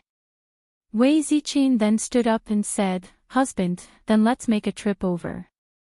Regardless of how old madam acted, as her son and daughter-in-law, going over to see her before she passed away could be considered fulfilling their filial duty. Arbor actually knew that her father had previously gone to beg the crown prince for his grace, allowing old madam to remain in the Mo kingdom capital. The rest of the Chow clan, as well as Su Jiao's family of 3, had all been exiled to the northwestern desert. There was probably no possibility of them returning in this lifetime. Arbor also knew that her father had settled old madam in a small residence on Hualing Street, but she didn't say anything. Because her father wanted to fulfill his filial duty for his mother, this was a matter of course. As a daughter, what could she say? Her father had been this simple, honest, and even somewhat stupidly filial person in both lifetimes. Perhaps this was precisely what Madame Ne Wei admired about him. Arbor already didn't want to comment on whether old madam was good or bad. Arbor also didn't want to meddle in her affairs anymore. After sending his parents out, Arbor had nothing to do. When he turned around, Mo Lien grabbed his little hand. Not happy. Mo Lien's eyes moved, and he reached out and gently pinched her little face. You don't have any expression. When have you ever seen me with an extra expression? Arbor didn't want to pay any attention to him. He put his little paws behind his back and walked towards his Nanju garden. Yeah, Jojo smiles when he's happy. When she's unhappy, she'll pull a long face. Arbor, humph. Mo Lien chuckled. She held her little hand and walked with her on the path covered with soft leaves. I remember when you were young, you weren't cute at all. Not only is he expressionless all the time, he also doesn't say anything and makes me guess. It's a good thing this prince is smart. With just one look from you, I immediately understood. I understood it so well. Arbor turned her little head to glare at him. Then she said unhappily, I went to see old madam. She quietly went to see her without alerting anyone. At that time, she knew that old madam wouldn't live for long. She was just a normal person. Following third uncle's family, she didn't eat or sleep well for a long time. Her body's organs had deteriorated beyond recognition in a short period of time. Even after her father brought her to the residence on Walling Street, no matter how much she nourished her body or how much she called a doctor, it was useless. Unless she was given a life-continuing pill, which could extend her life for at least 3 years. The life-continuing pill that her teacher made was a top-grade black-veined pill. Chapter 1005. This pill was meant for people who were about to die. It was not like the longevity pill, which was used to warm and nourish the body. The effects of the pill were mild and could be used slowly. This life-extending pill was like a needle that stimulated the heart meridian. It could immediately extend a person's life for 3 to 5 years, but that was all it could do. When the life extension period was over, even Daluo immortals could not save the old lady. Also, if she were to do it, she could carefully give the old lady acupuncture for a period of time and then use the longevity pill mixed with various other medicines to nurse her body back to health. It was not impossible to save the old lady. At least, it could definitely extend her life. But she wanted to. Isn't my heart especially ruthless? I'm a tiger and a wolf. I bite whoever I catch, am I not? Arbor lowered her head and hid the coldness in her eyes as she asked Mo Lien. Not ruthless. Mo Lien shook her head. Didn't you ask me if I believe in karma? I do. Mo Lien nodded without the slightest doubt. He held her small hand as he said softly, she treated you and your family like this before. Saving her shows that you're kind. Not saving her doesn't show that you're ruthless. The cycle of karma was all about retribution. If the old lady had not caused so much trouble in the past, she would not have ended up like this. She had even wiped out the filial piety of Qiao Zhongbang and his wife. Now, the two of them were willing to go to Walling Street to see her one last time just to fulfill their wish. Even if you're a tiger and a wolf, you're the tiger and wolf cub that I like the most in the world. Mo Lien suddenly reached out and lifted the little one up. Arbor was caught off guard. She hurriedly wrapped her arms around his neck and glared at him with puffed cheeks. Put me down. Mo Lien shook his head and said seriously, I'm not putting you down. What do you want to eat tonight? I'll cook for you. Arbor snorted. Braised eel, braised catfish, vinegar fish slices, spiced mutton, braised sirloin, braised prawns with 3 delicacies and 8 treasures. Qiao Mu recited a long list of dishes, and Mo Lien nodded his head repeatedly. Afterwards, he couldn't resist asking, why are they all meat dishes? What is Kong Kong eating? Make him some vegetable soup. Go with a bowl of white rice. Mo Lien giggled. Suddenly, a voice of protest sounded, benefactress. My meal is too crude. Arbor's mood improved slightly. He reached out and punched Mo Lien. Put me down. No. Mo Lien carried her all the way to Nanju Garden. What soup are you drinking? On the other hand, Qiao Zhongbang and his wife arrived at a house on Walling Street. Su Nyang came out to greet them. Madam, old madam wants to talk to you alone. Wei Ziqin nodded mildly and followed Su Nyang into a small room in the south. The old lady was lying on the bed. 2 pillows were under her head. When she saw Gu Nianji walk in, she perked up slightly. Where's Arbor? Where's that wretched girl Arbor? The old lady wailed. I'm about to die. How can she bear not to see me?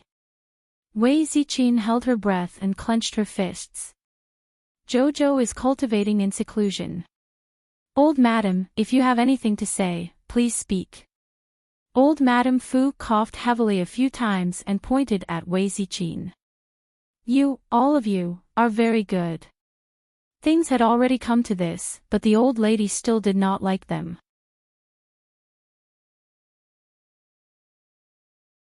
Chapter 1006. Since that was the case, why did she say that she wanted to talk with her face to face? Wei Ziqin wanted to throw a tantrum and leave on the spot. However, considering the elderly lady's health, she probably wouldn't be able to say much more, so she forcefully swallowed her anger. She stepped forward and bowed to the old madam before saying indifferently, "Old madam, just say what you want to say. This daughter-in-law still has many things to do at home." You. The elderly lady pointed at Wei Ziqin and said with a furious expression, "Do you really think I don't know? Arbor, she isn't my biological granddaughter at all." Wei Ziqin abruptly raised her head and stared wide-eyed at the thin elderly lady on the bed. "You're such an unruly woman. I don't know what method you used to bewitch my son. My son originally had a great future. He was recognized by the main family at a young age and even entered the Daybreak sect. If he wasn't assassinated later on, he wouldn't have returned to the village and married a lowly woman like you. You're merely a servant girl who serves others." The elderly lady pounded the bed and angrily said, "You even deceived our Zhongbang and cuckolded Zhongbang. I don't know where you got this bastard from." "You shut up!" Wei Ziqin shouted angrily. How could this small courtyard be soundproof? Everyone outside could hear her clearly. Fortunately, there was only one Sun Yang standing in this small courtyard. At this time, she had already retreated outside with a shocked expression. Qiao Zhongbang hastily pushed open the door and entered. "Ziqin, what's wrong? Mother, what are you two doing?" He hastily closed the door behind him and ran to his wife's side. Looking at the elderly lady's trembling body, he said with a long sigh, "Mother, what are you saying? Ziqin has been filial to you for so many years. Don't tell me you still can't see clearly what kind of daughter-in-law she is. Your actions not only chilled Ziqin's heart, but also our son's heart. Zhongbang, you're the one who doesn't see clearly." The elderly lady pounded the bed and cried herself hoarse. "For a bastard, you drove your own younger brother and nephew to a place like the northwestern desert. Do you still have a conscience? Mother, Zhongheng and his wife abused you until you're emaciated and on the verge of death, but you still think they're good. No matter what we husband and wife do, you think we're bad, isn't it?" Qiao Zhongbang asked in a low voice. "I don't care. Xiaolong is my grandson. I don't care what method you use, whether it's begging or kneeling, you have to get His Highness the Crown Prince to let our Xiaolong come back." The elderly lady to Zhongheng and Zhongheng to Zhongheng's to Zhongbang to Zhongbang to still make her to Zonto Zhongheng. Moreover, how could Qiao Mu, that bastard, be worthy of becoming the Crown Prince consort? Mother to mother to mother to mother twos to mother to zhao. Mother. Son to son twos to mother. Wei Ziqin's face was also flushed red. Her eyes were filled with tears as she clenched her fists. You too. You unfilial son and daughter-in-law." The elderly lady spat out a mouthful of blood. She pointed at Qiao Zhongbang and cursed, "You muddle-headed worm. Your wife secretly gave birth to a daughter long ago behind your back. If you don't want people to know, then don't do it in the first place. Arbor isn't your biological daughter at all." "I know." Qiao Zhongbang's furious shout instantly silenced all of elderly Lady Qiao's words. The elderly lady's face was filled with disbelief, as if she couldn't understand his actions at all.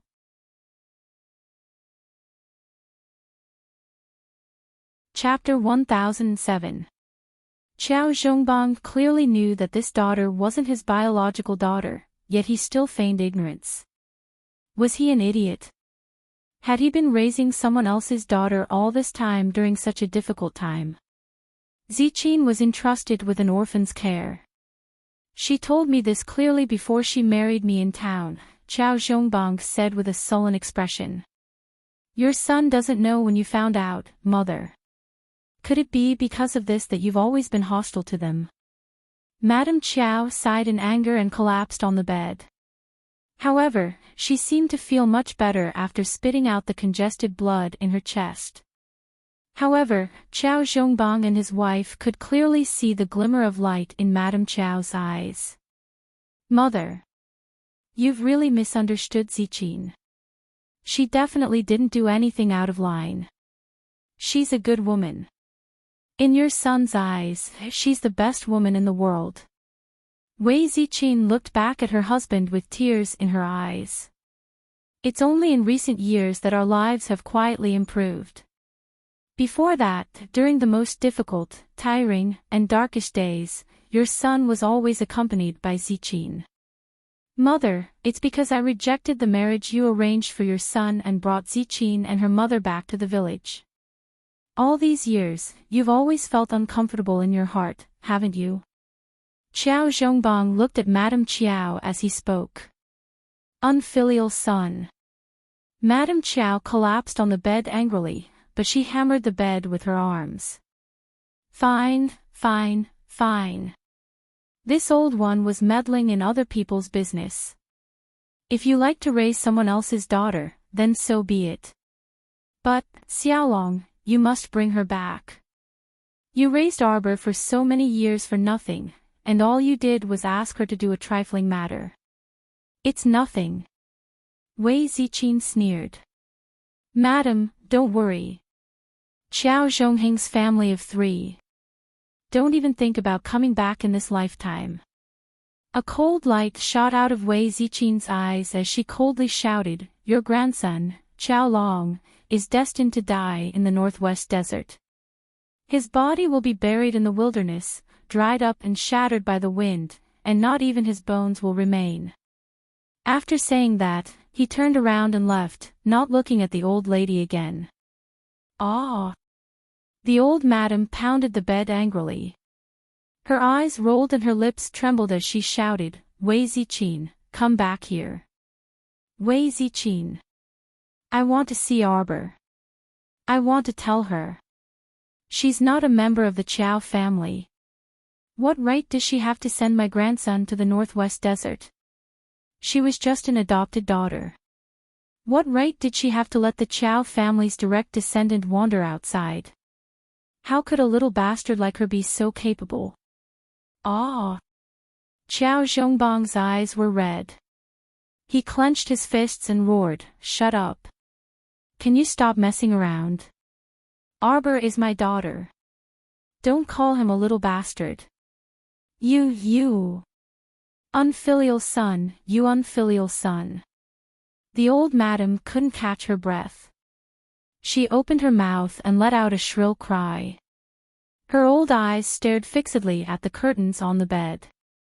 Gradually, her voice quieted down, and her breathing also stopped. Qiao Zhongbang walked out of the door dejectedly. Suddenly, he seemed to have lost all his strength. He hugged his wife and the two of them burst into tears. Ziqin, your husband has really failed as a person in this life. I didn't expect that my mother would still criticize me and call me an unfilial son on her deathbed. Husband. Wei Ziqin shook her head and placed it in his embrace. She cried as she said, It's okay, it's okay. It'll all pass. It's okay. Qiao Zhongbang glanced at the side room with disappointment. He softly said to the servants outside the courtyard, Start the funeral.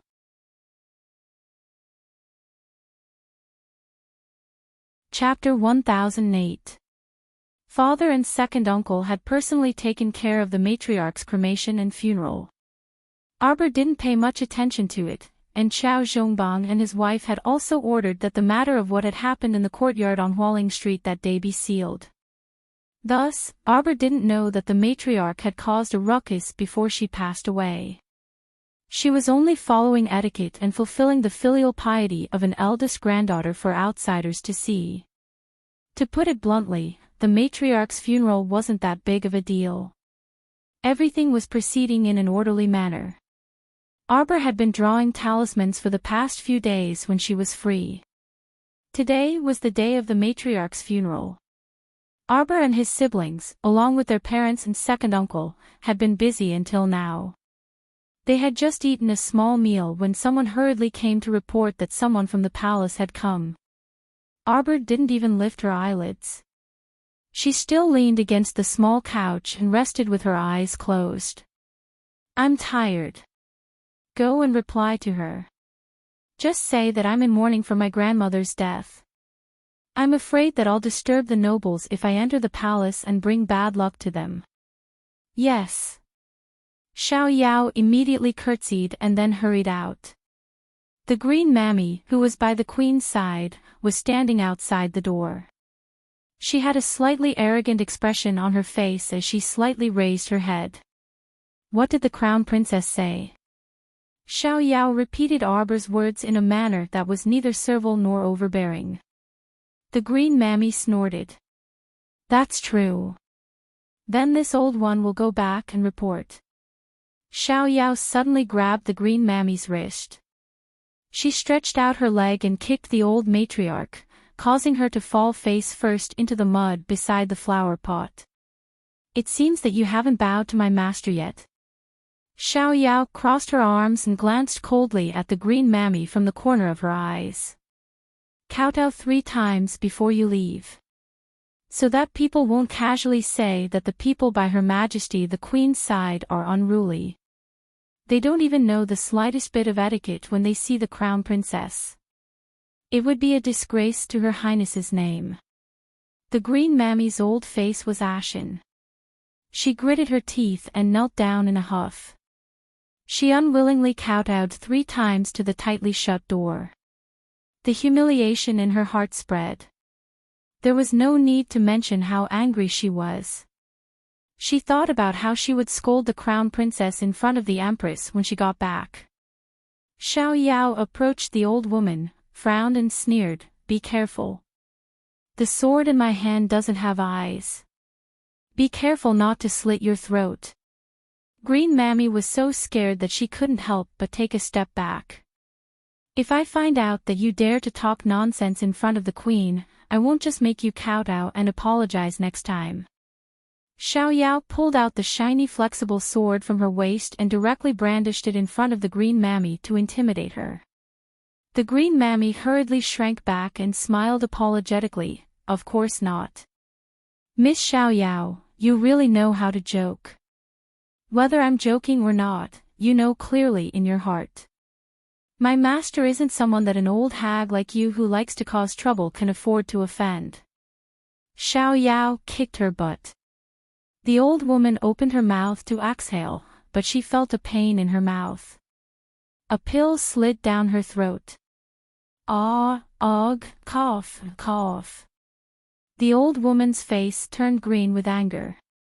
She covered her throat with both hands and turned back to ask in horror, What did you make me eat?"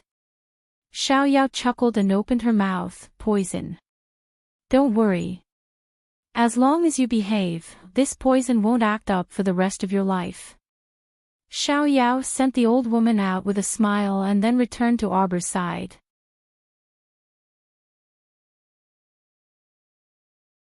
Chapter 1009.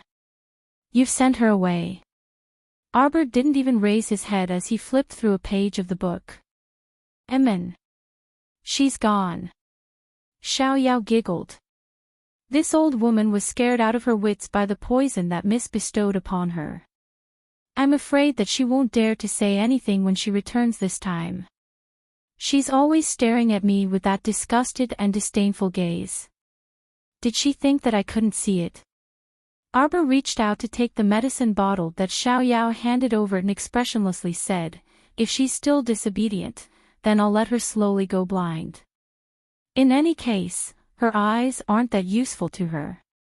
Xiao Yao pursed her lips and chuckled. That's right. Arbor didn't say anything else and leaned against the couch to continue flipping through the handwritten medical records that Long Chuyun had left behind. Long Chuyun had traveled to many places before. Not only was she skilled in pill refinement, she was also proficient in toxicology. She had learned a lot from reading her handwritten medical records and had benefited a lot. In the evening, Prince Mo came over. The moment he walked into Arbor's Nanju Garden small courtyard, he huffed angrily as he lifted his robes and sat down beside her couch. Lord Father is simply too much. To be able to make you this angry, it must be your old man who's muddle-headed again. Arbor put down a handwritten poison manual and glanced at Prince Mo before handing him a small teacup. Speak. Prince Mo took it, his eyes full of anger. That muddle-headed old man. He was casually fooled by someone and his heart softened again. Arbor straightened up and looked at him curiously. Could it be Yoonghee? She was released from the cold palace again. The Great King definitely loved Yoonghee. With how much the Great King had doted on Yoonghee over the years, if the Crown Prince told her that the Great King had released Yoonghee again, she wouldn't be too surprised. Not really. Mo Lien held Arbor's little hand and squeezed it gently, but it's not far off. It turned out that for some unknown reason, the Great King had coincidentally passed by the back door of Chonghua Palace and happened to see Yoonghee dressed in plain white sitting under a withered old tree. She held a brush and was scribbling something with a pious expression.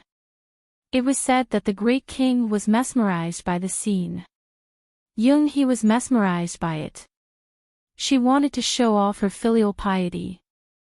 Yoonghee's gentle and beautiful white figure entered the Great King's heart again. The Great King quietly got out of the carriage and went over to take a peek. It turned out that Yoonghee was using her heart's blood to copy a copy of the Ksitigarbha Sutra, secretly praying for the country, the Empress Dowager, and the Great King. The Great King quietly asked Mammy Su about it. It turned out that Yoonghee had been copying sutras and praying for blessings under the tree day and night for 3 full days and nights. She was so devoted that she even forgot to eat or sleep. Mammy Su even wiped her tears and told the Great King that Yoonghee had already recognized her past mistakes. In the future, she would definitely turn over a new leaf and do things properly. The Great King was deeply moved. He glanced at the stack of hand-copied sutras beside Yoonghee's hand. He also saw that her clothes were thin and she only had a simple hairpin inserted into her hair. She looked extremely gentle and lovely. His heart couldn't help but be moved. Arbor listened to the Crown Prince's story as if he was listening to a story. He couldn't help but curiously widen his large eyes and ask, and then the Great King brought Yoonghee out? He didn't. Mo Lien said irritably, he wanted to take it. That would depend on whether he had the face to do so. He's going to go get her now. He personally ordered that person to be thrown into the cold palace. How long had it been and he wanted to bring her out? Wasn't that a slap in the face? Did he still want his old face?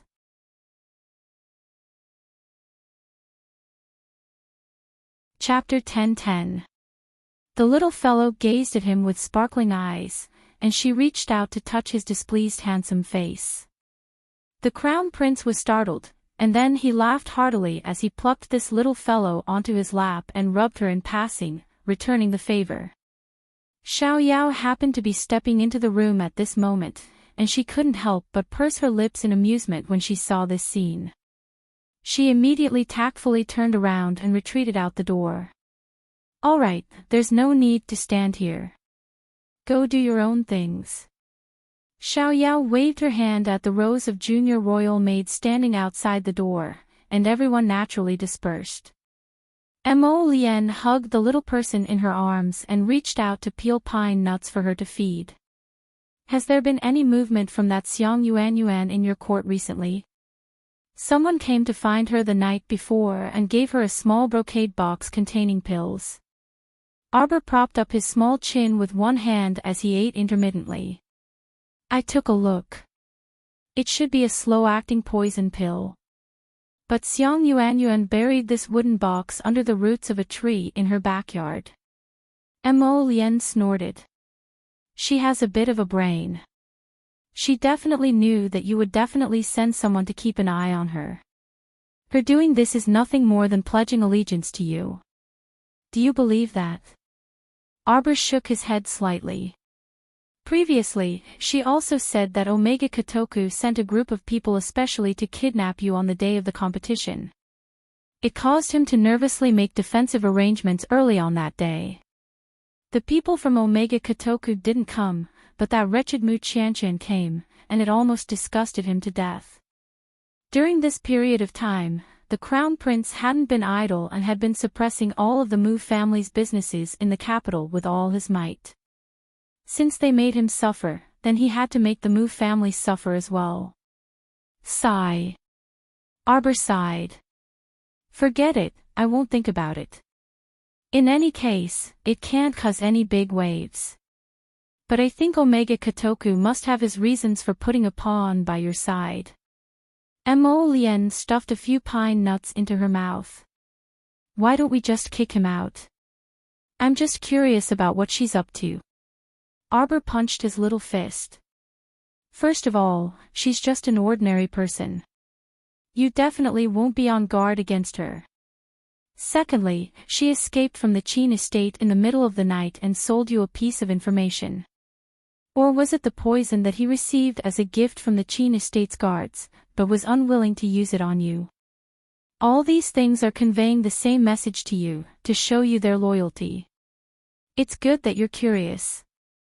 Omega Kotoku knows that you're curious and wants you to keep her in the mansion. Prince Mo raised his eyebrows and narrowed his eyes. No matter how she treated you in the past, she's still the same person. I think she's dangerous. If you don't do anything, I'll take care of her for you. If he did make a move, his methods wouldn't be so gentle. Arbor helplessly glanced at him. All right, then let Xiang Yuanyuan leave. Arbor immediately called Xiao Yao over and had Xiao Yao give her some money and food before asking her to leave the Qiao estate. Then he turned his little head to look at the Crown Prince. Satisfied? Prince Mo chuckled and nodded. The two chatted for a while. 10 minutes after the lanterns were lit, Manager Gong brought someone over to deliver the Great King's verbal order. When he saw that the Crown Prince was also present, Gong Chang and instantly felt cold sweat drip down his forehead. Under the Crown Prince's cold gaze, Gong Chang and fearfully announced His Majesty's verbal order. The Crown Princess was ordered to wake up at 3 in the morning tomorrow and personally lead a group of womenfolk to the Nimpin Tower of the Honghai Temple to pray for the country and its people.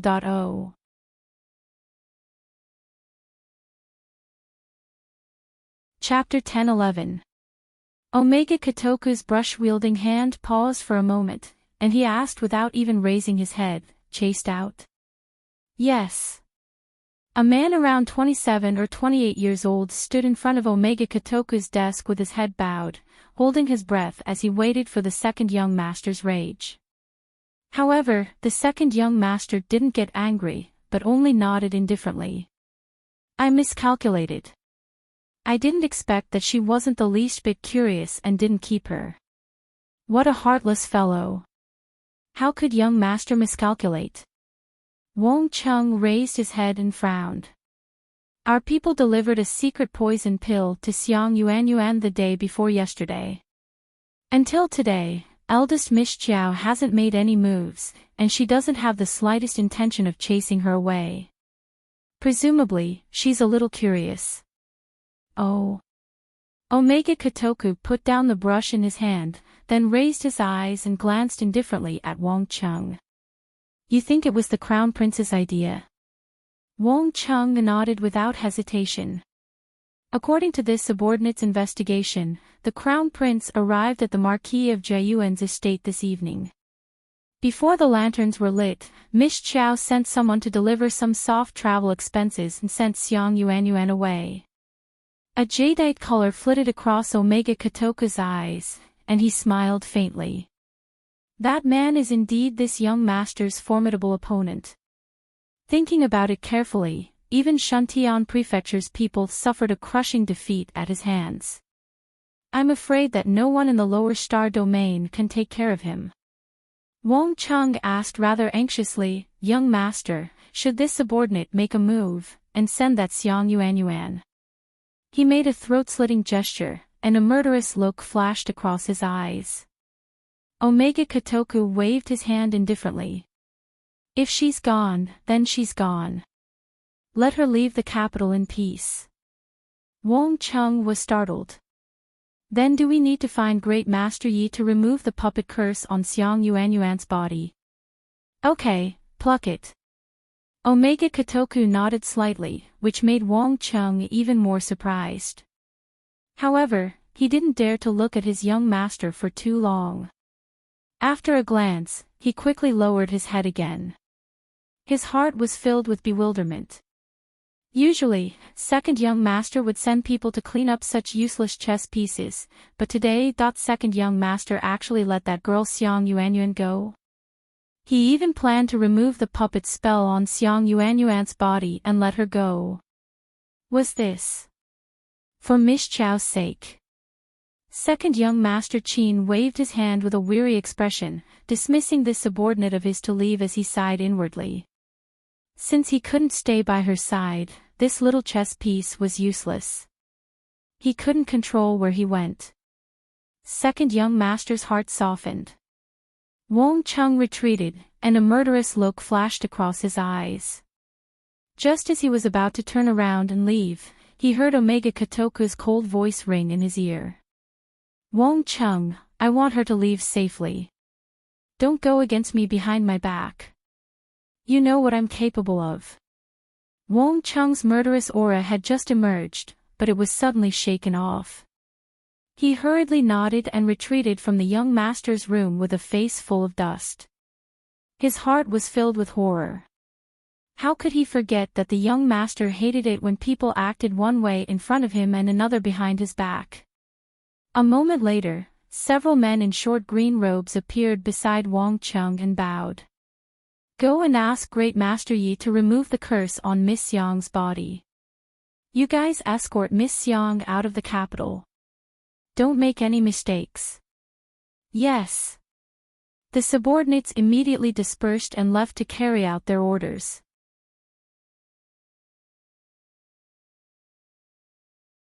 Chapter 10-12. Meanwhile, in the central palace maid Hexiang entered the beaded curtains and bowed in accordance with the rules. Empress Xiao gently set down the teacup she was holding. She didn't say anything. The crown princess didn't say anything. The crown prince was also present at the time, and his expression was very displeased. Empress Xiao sighed. She didn't know what to say about her son's protectiveness. Old Nanny Huaxian said softly, but that's true. The crown princess will depart for the Mystic Beast Forest secret realm the day after tomorrow. It's a bit rushed for her to head to the Honghai Temple to pray for blessings. Moreover, the crown princess is currently in mourning. Empress Xiao faintly glanced at the old nanny. As the crown princess, she naturally has to prioritize the safety of the Mo kingdom. Huaxian lowered her head and answered, yes. Hexiang bowed and helped Empress Xiao get up to walk behind the curtains. This consort doesn't want to get involved. Let's just watch. I reckon there's still a big show to be played out. Empress Xiao's lips tugged into a mocking smile. Today, she had received definite news that the great king had relented and added Yunhe's name to his entourage. On the day of praying, Arbor woke up early and washed her face. Everything was done in an orderly manner. She was in mourning, so she naturally wore a mourning dress. Since the great king and the queen didn't dislike her mourning dress and specially ordered her to pray for blessings, she naturally didn't care about these mundane matters.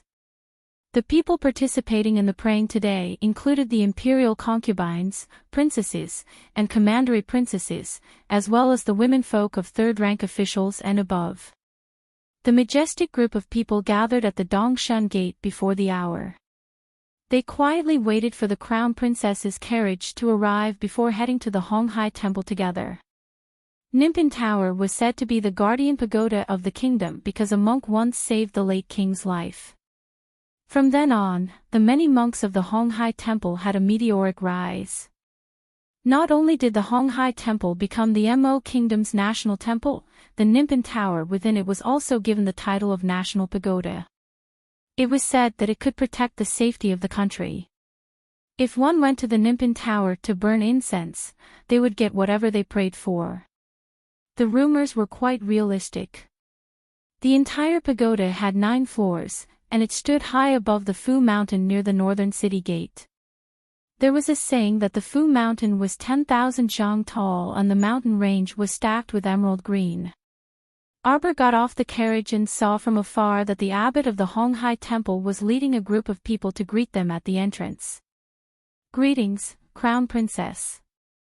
The abbot of the Honghai Temple looked to be in his 70s, but it was said that he was over 100 years old. Arbor nodded. Grand Master, you don't have to be so courteous. If you're ready, let's start. Praying for blessings was just a process. After leading a group of women to pray and burn incense, she had to sweep the Nimpin Tower to show her sincerity. Of course, she didn't have to sweep from top to bottom. She just had to go in and show her sincerity. If this process went smoothly, they would probably be able to eat and rest by noon. By evening, they would be able to go home. But if it didn't go smoothly, a cold light flashed through Arbor's eyes. She didn't mind spilling blood on the spot. Apart from the crown princess, Consort Qing, Lu Fei, and imperial concubine Lin were the most respected people in this group. More than half of the women were ordinary people, and half of them were old. They were used to living like princes, so it was a bit unbearable for them to kneel and offer incense under the gradually rising sun. Arbor didn't look sideways. She only glanced at her mother and sister.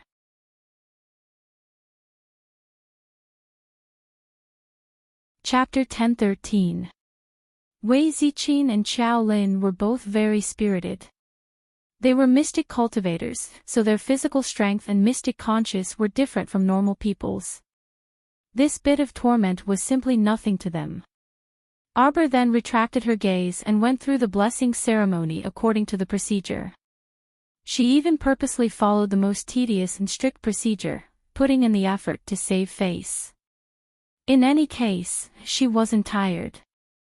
Since she had to come here early in the morning to offer incense, she would go through the most tedious and formal ceremony and make those orioles and swallows behind her suffer greatly. With the incense mist surrounding her, this bunch of royal concubines, princesses, and madams couldn't bite her out of anger. The master abbot couldn't help but exclaim in admiration as he looked at her young age, yet she was willing to endure hardships and pray for the kingdom and its people. Sure enough, it was already 10:00 in the afternoon by the end of this procedure. Everyone's stomachs were rumbling with hunger because of her, especially the elderly concubines and madams like Consort Qing who didn't move much all day. Their faces were all pale, and their heads were dizzy from the sun's rays as they complained incessantly in their hearts. Those young princesses, commandery princesses, and young misses were also lamenting that they couldn't take it anymore. They had set out from their homes before 3 in the morning, but they had only freaking eaten a bit of breakfast and pastries. Some of them had even courted disaster by coming on an empty stomach. This time, they had already been tormented until noon, yet they hadn't even had a sip of water. This crown princess deliberately wanted to kill them all in this temple. At this moment, they were all extremely envious and jealous that Commandery Princess Yi-en, who was attending to the Queen Dowager, didn't come along. The fourth princess, Mo Shuang, had also been grounded at home by the old Great King due to her well-known indiscretions, so she couldn't come. Originally, they were more or less mocking this fourth princess who didn't have any status, but now, they really wanted to cry. They were so envious that the princess didn't have to suffer this. The crown princess was refreshed and in high spirits. She wasn't out of breath at all after going through this tedious prayer process. Honghai Temple's abbot, Venerable Master Kong Hui, clasped his hands together in admiration and said, "The crown princess is so young, yet she is not afraid of hardship and worries about the kingdom and its people. Her qualities are especially commendable." His string of praises made Consort Chang and company so angry that they were seeing stars. "Your Highness." Suddenly, a cry of alarm was heard. A palace maid accompanying her hurriedly used her body to support Lu Fei's falling body. It turned out that Lu Fei was tired and hungry. Her body couldn't bear it and she fainted first. The crown princess walked forward expressionlessly and glanced at Lu Fei. Suddenly, she raised her hand and said, "Someone, bring a basin of ice water and splash it." Lu Fei, who had fainted, suddenly stood up and waved her hands. "No need, no need. This consort only fainted for a moment. I feel much better now." At the end of her speech, Lu Fei looked at the strange gazes of the monks around her. She was so embarrassed that she felt embarrassed. After pretending to faint for less than a second, the crown princess caught him red-handed. Was there anything more cruel and merciless than this? The corners of everyone's mouths twitched, but in their hearts, they wanted to cry but had no tears. If pretending to faint was useful, they all wanted to faint. 8th Princess Mo had been holding it in for a long time. At this time, she finally couldn't hold it in anymore and burst into laughter. She could tell that today, this stoic-faced sister-in-law was harboring the idea of torturing these consorts and madams to death and was openly tormenting them. The crown princess looked at them solemnly and said, "This crown princess is going to sweep the Nimpan Tower, oh."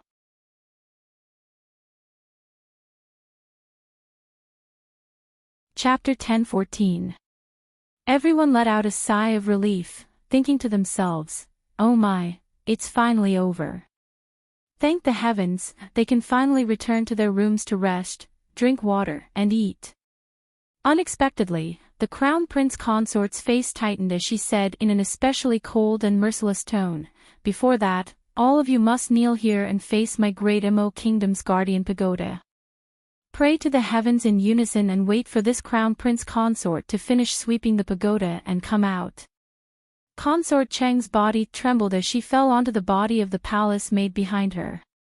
The group of concubines were about to cry. "Why are you all looking at this crown princess with such bitter faces? Could it be that you didn't come here with sincerity to pray for our Mo kingdom citizens?"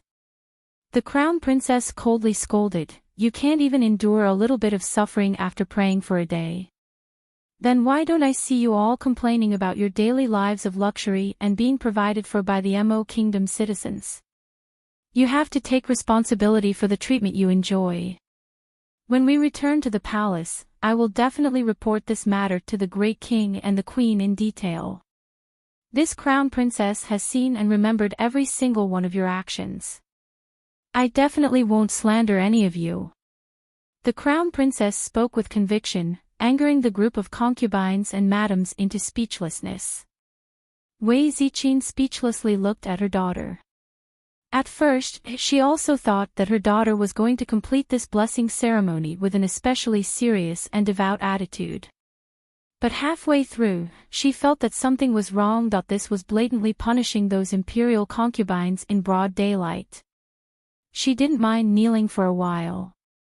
She had been tossing and turning since early morning and had only secretly drunk a bit of holy water, but now she didn't feel tired at all. Shaolin didn't have to worry about her at all. Her small face was rosy, and only a few drops of sweat seeped out of the tip of her nose. Her eyes were shining as she looked at her older sister. On the other hand, those pitiful concubines and madams, when had they ever suffered so much? At this moment, all the concubines had silently made a very important decision.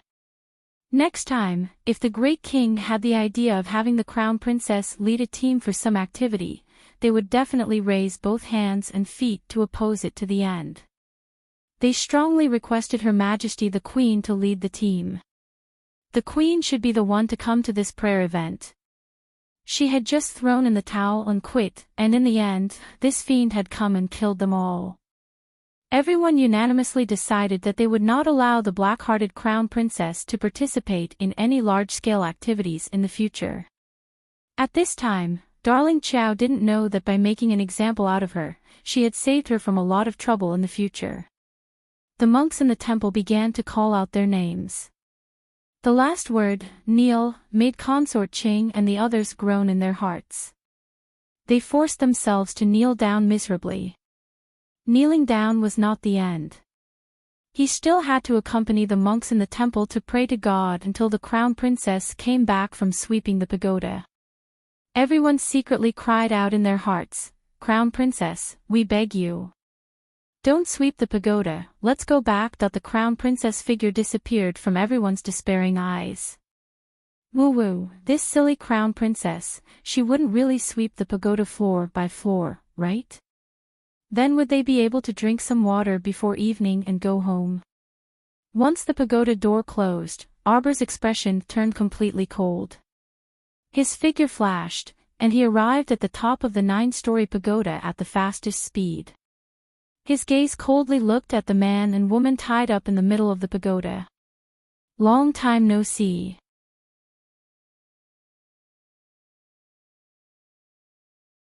Chapter 10-15. Whoa. The woman who was tied up in the middle of the group of men began to mutter incoherently. While setting up a soundproof defensive boundary, Xiao Mu nodded her small chin in that direction. Stay Up Late took out a rag stuffed in Young-hee's mouth. That's right, the woman tied up in the middle of the 9-story tower was Young-hee, who had once been favored, but was now buried deep in the mud. The dwarf tied up beside Young-hee was Black Cat, who had been captured by the Crown Prince. This Lord Black Cat, at this moment, looked as if there was not a single piece of good flesh on its body. It had been tormented to the point that it was already on the verge of death. Are you surprised? Are you surprised? Arbor walked over to Young-hee with small steps, a cold smile on his face. What are you doing? Little witch. Xingru's entire body trembled, and her eyes were filled with terror. The way he looked at Xiao Mu was like he was looking at a devil that had walked out from hell. You still don't understand. Xiao Mu swept her a disdainful glance before gently tucking the strands of hair that had fallen in front of her eyes behind her head. She said lightly, I want you to die. Stay Up Late lowered his head and tried his best to pretend that he didn't see anything. He was like an old monk sitting in meditation. I thought that you would stop after entering the cold palace. Who knew that you would be so stupid? Xiao Mu sighed and glanced at Ao Yi, who was beside her. You tell her. It was tiring to talk to such an idiot. Stay Up Late's mouth twitched. He cleared his throat and said, You hired some beggars on the streets and alleys to spread rumors about the appearance of a demon and disaster. At first, we didn't know who set this trap. But the Crown Princess could sense that this was directed at her. Ao Yi truly admired their young Crown Prince consort. She was able to sniff out something unusual from such a brainless incident. The Crown Princess knew that the mastermind wouldn't let this go. She left the capital for a few days to give us time to investigate. Most importantly, the Crown Prince managed to pry open the dwarf's mouth and found out many things. For example, he gave you a strong revival pill and lied to you that you had recovered. He wanted you to deal with the Crown Princess. In fact, once 7 days are up, you will turn into a pile of flesh and blood. Your body will never recover. Xingru screamed, Impossible. My face and body have already recovered. Don't deceive yourself and others anymore. Xiao Mu scoffed, Your face starts rotting at night, right? The Yuxingzi I put in the beautifying pill is a heat poison. Not everyone can cure it. It's you. It's you. Courtesan Jing shrieked in horror as she glared at Xiao Mu, her eyes about to split open. Beautifying pill. What beautifying pill? Could it be that? The beautifying pill that her brother had tried so hard to obtain had been tampered with by the little crown princess. Ah! Thinking of this, Xingru's chest was filled with depression, and she almost immediately screamed crazily. I want to see the great king, I want to see the great king. Let me out. The great king, I want to see the great king. Didn't you plan a play for me? Xiao Mu gazed disdainfully at Courtesan Zheng before saying coldly, I'll rearrange this play for you to make it even more exciting. Broken dreams.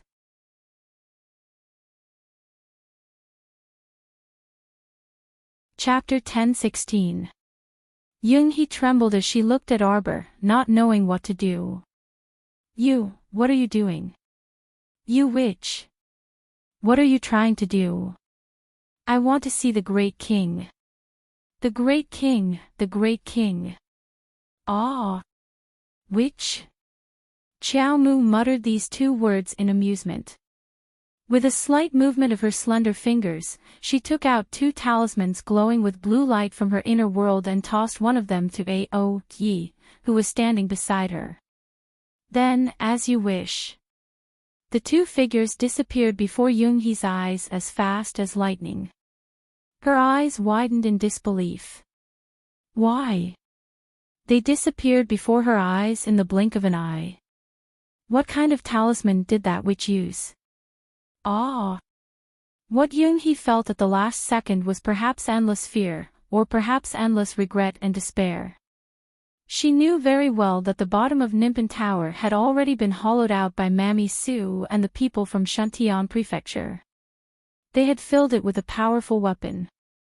Once the time was up, they would not hesitate to set the tower on fire. Originally, the one to enjoy all this pain and fear would be that little bitch, the crown princess. But now, it was her turn to wait here in panic. No matter how much she screamed, her voice was blocked by the defensive enchantment. Until death, no one appeared before her. Boom! The people worshipping in front of the pacification pagoda were the first to feel the ground tremble slightly. Then, their expressions changed drastically as they stood up. Xiao Yao grabbed Wei Zichin's wrist and whispered in her ear, Madam, don't worry. The crown princess sent a message to Xiao Yao. She has safely left Nimpin Tower. Madam and young miss, just wait and see what happens next. Wei Zichin's anxious heart finally calmed down, and she slowly heaved a sigh of relief. Wei Zichin pulled her daughter and retreated to the side of the crowd with Xiao Yao. Wei Zichin looked coldly at the chaotic scene in front of her. At this moment, the entire Nimpin Tower was affected by the explosion and was leaning to the left. Bricks and dust mixed with the glass ceiling fragments fell down one after another.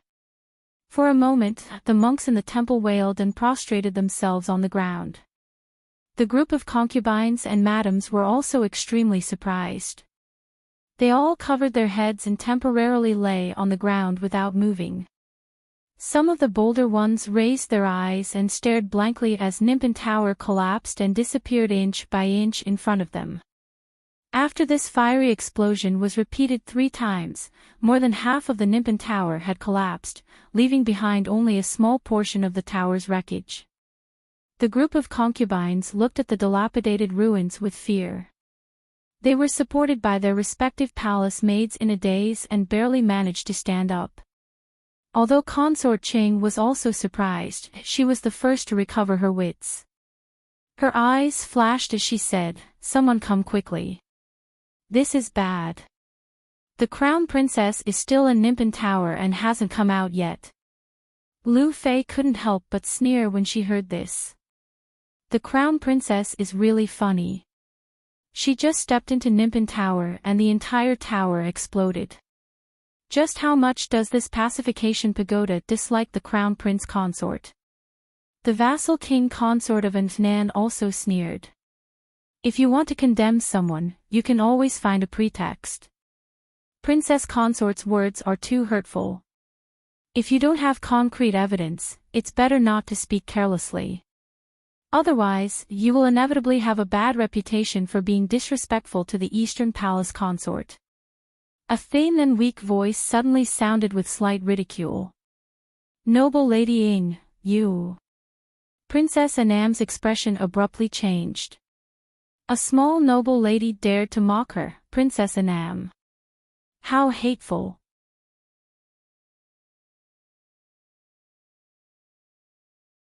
Chapter 10:17.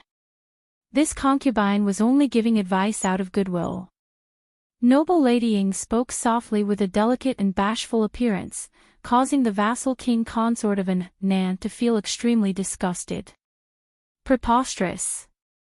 This princess consort still needs you to give advice. I was also worried about the crown princess's safety, that's why. You don't need to worry about this crown princess's safety. An icy voice broke the current clamor. It silenced all the voices in the room.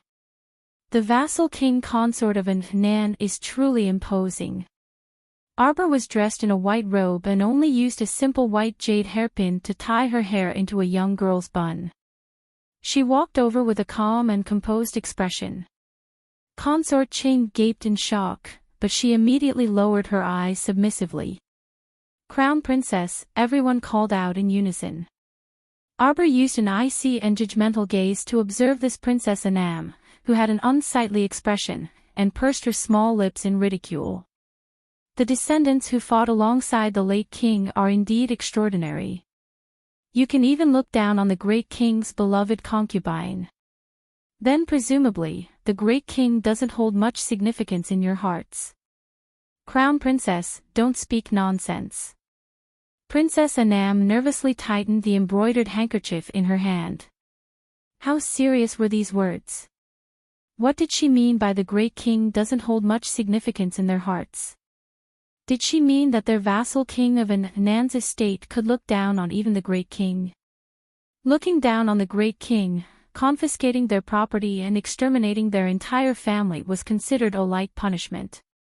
This damned little bitch, every word of hers struck at the heart. Her mouth was truly deadly vicious. If it weren't for the fact that there were so many people surrounding them, she really wanted to slap this stoic face in front of her. She was truly too hateful. Just a few words were enough to stab at her heart. Princess Anam pretended to cover her chest with her hands, pretending that her heart was in pain from being provoked by the crown princess. Arbor sneered, the vassal king of Nan's consort. I advise you not to challenge my bottom line again and again. I'm not what you think I am, a flower in a greenhouse. Have you heard of the snow domain divine flower? This is an extremely miraculous divine herb that only blooms in the coldest and coldest places. The little stoic walked towards Princess Anam step by step, causing her body to subconsciously lean backwards.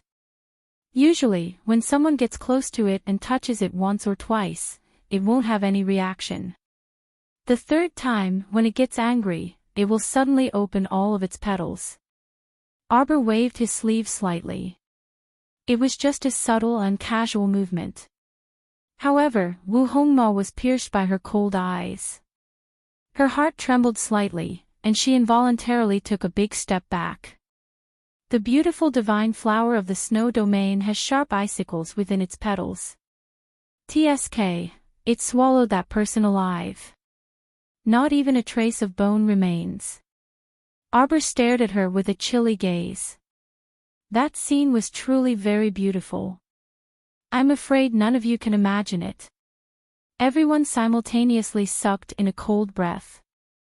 Princess Anam, how do you think this crown princess compares to the divine flower of the snow domain divine flower? Are we similar? Wu Hongma actually couldn't say a word, and cold sweat slowly slid down her forehead. Arbor's expression was still as he coldly ordered, someone. Thoroughly investigate everyone present and find out who isn't present right now. Tell me your name right now. When the order was issued, the royal concubines and princesses all looked at each other and subconsciously squeezed into the crowd. They looked at this stoic-faced little crown princess with bewilderment and uncertainty.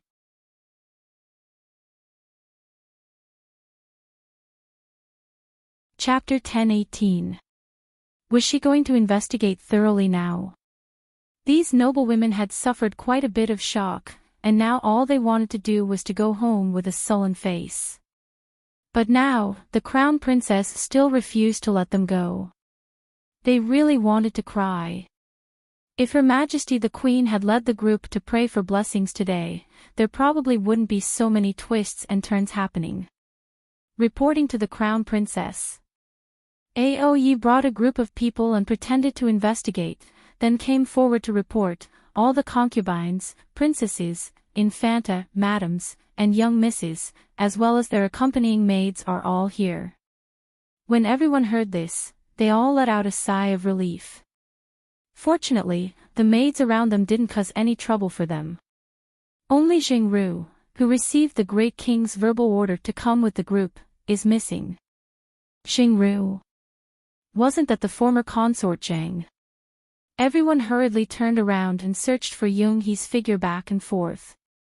Sure enough, after looking around, they couldn't see her. That person was truly a person with means. She had entered and left the cold palace several times and was still one of the great king's beloved concubines. It was said that this time, she had asked the great king's special order to follow the group to Fushan Honghai Temple to pray for blessings and repent. At that time, she would stay in the temple to continue praying for the Empress Dowager and the great king for 3 more months. Everyone's attitude towards Jingru along the way couldn't be considered cold. In fact, there was even a hint of eagerness. This was because they all felt that as long as Jingru sincerely prayed for blessings in the temple for 3 months, even if she couldn't temporarily restore the title of consort Jing, the great king would definitely promote her from the position of a palace maid. There was no other way. Consort Jing was the great king's true love. As long as she stood in front of the great king's heart would be unreasonably biased. But now, everything seemed to be developing towards an unexpected and strange ending. Jingru wasn't actually present. Then where could she go? The madams looked at each other and then closed their mouths in silence. Very quickly, the drama entered the highest and most shocking stage. Under everyone's watchful eyes, Aoye and his men found courtesan Zhang's body, which had been blown beyond recognition, in the ruins of the pacification tower. Only a small part of her body was left. The expressions of the concubines and madams changed subtly. Consort Qing even glanced at the crown princess's cold, expressionless face more than once. The crown princess stood there expressionlessly with her hands folded in front of her and her back straight. Glancing at courtesan Zhang, who had been carried over, the crown prince consort flew into a rage. Preposterous. Master Konghui had made it clear that only the great king, the crown prince, and the crown princess were allowed to enter the pagoda. Why was the little Yoonghee inside? What identity did she use to go in? There was complete silence. No wonder she attracted the wrath of the 9 heavens and caused the pagoda to explode. This demoness who brought disaster to the country deserves to die. What a pity that the pagoda was implicated by her. The corners of Stay Up Late's mouth twitched. Venerable Master Konghui also wept sorrowfully, and he led the monastery's monks to kneel down before Chao Mu. He wailed miserably, "I implore the crown prince consort to uphold justice for the entire Great Sea Monastery. Punish this demoness who brought disaster to the country. Give our Honghai temple justice." The old nanny beside Consort Qing tugged at Consort Qing. Consort Qing snapped out of her daze and quickly said with a serious expression, "Yoonghee was so daring to sneak into the pagoda and bring disaster to the country. I implore the crown princess to uphold justice for the Honghai temple."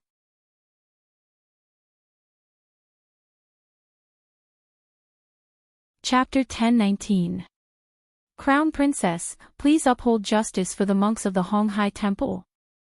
Investigate this matter thoroughly, and restore peace and tranquility to the Honghai Temple.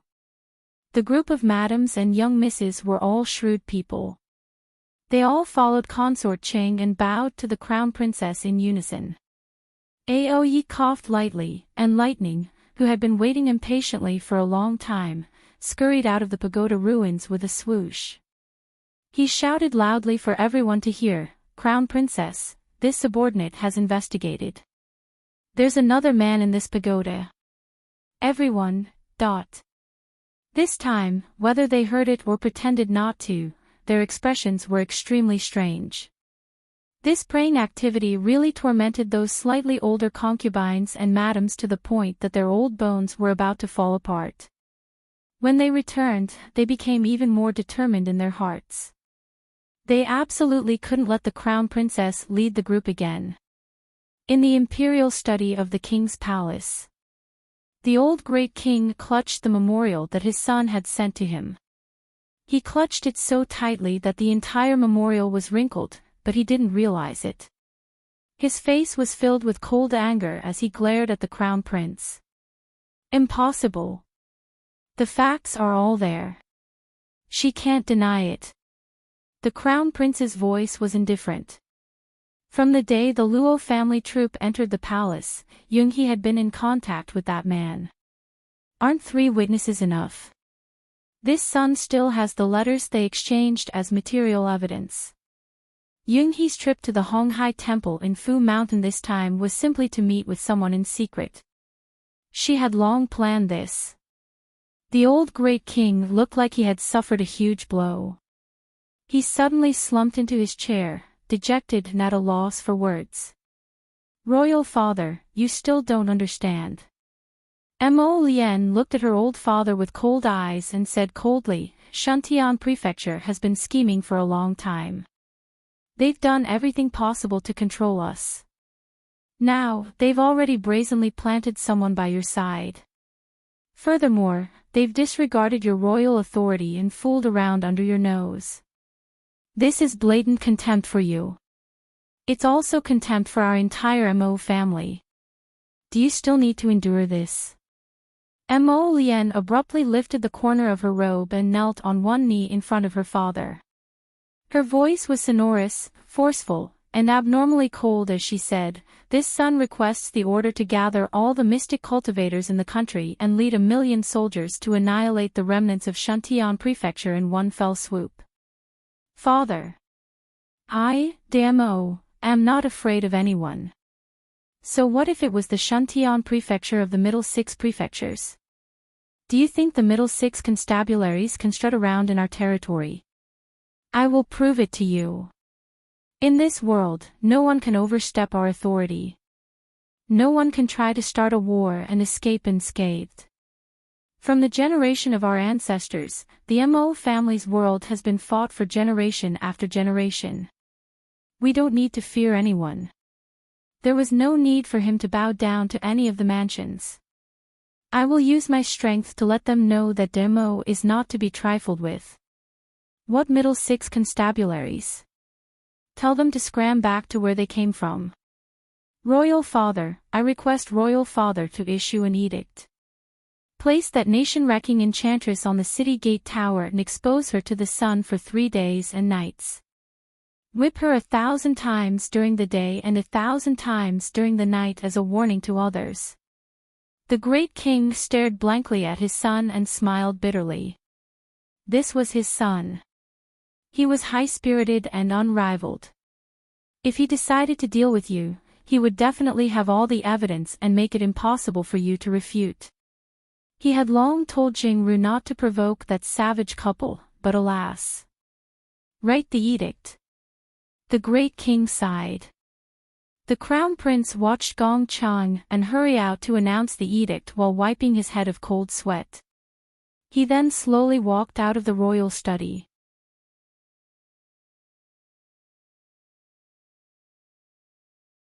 Chapter 1020.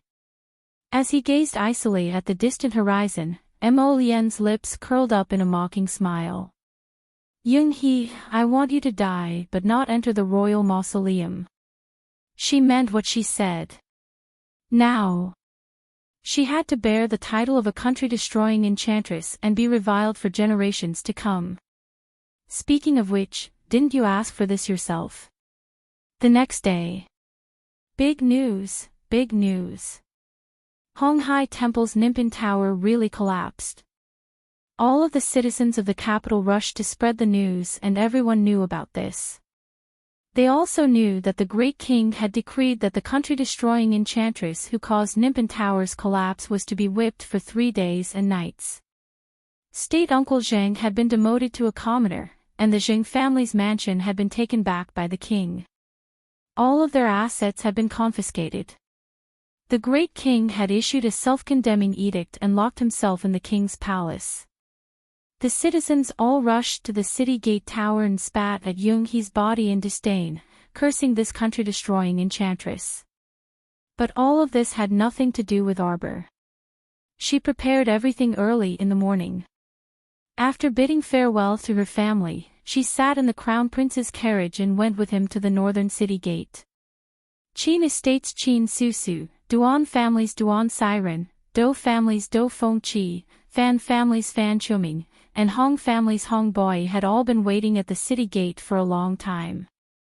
Other than Qin Susu, the others all had impatience on their faces. Can we set off now?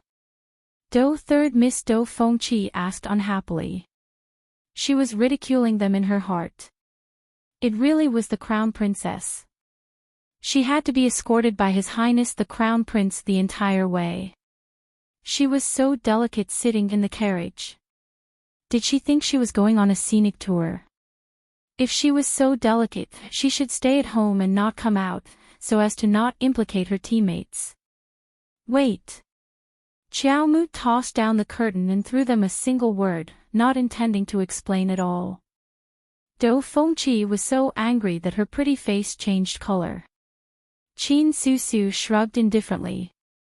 She walked to a tea stall at the city gate with her sword in her arms and sat down. She ordered half a pot of tea. At this moment, a portion of the agitated crowd ran to State Uncle Zheng's house and threw stones and mud, blocking the Zheng family members at the back door. They threw stones whenever they saw someone coming out. The scene was extremely chaotic. Third Miss Zheng, fifth young Master Zheng, and the others secretly smuggled out some mystic currency and food, but they were confiscated by the imperial court soldiers who chased after them. Those pampered young ladies and young masters were all so anxious that their eyes turned red. They looked like they were fighting with their lives on the line, wanting to take back the private goods they had hidden.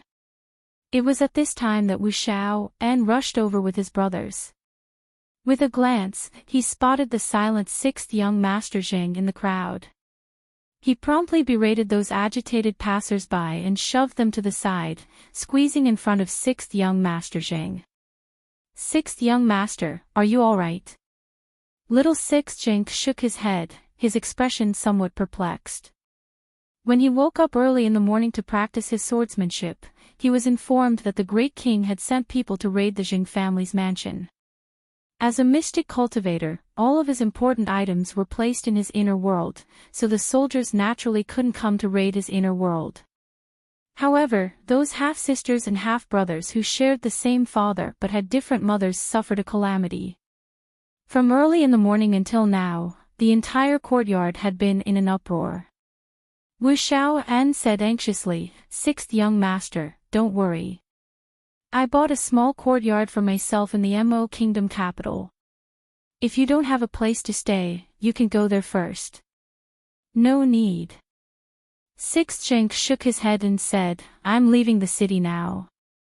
I'm afraid I won't be back until a month later."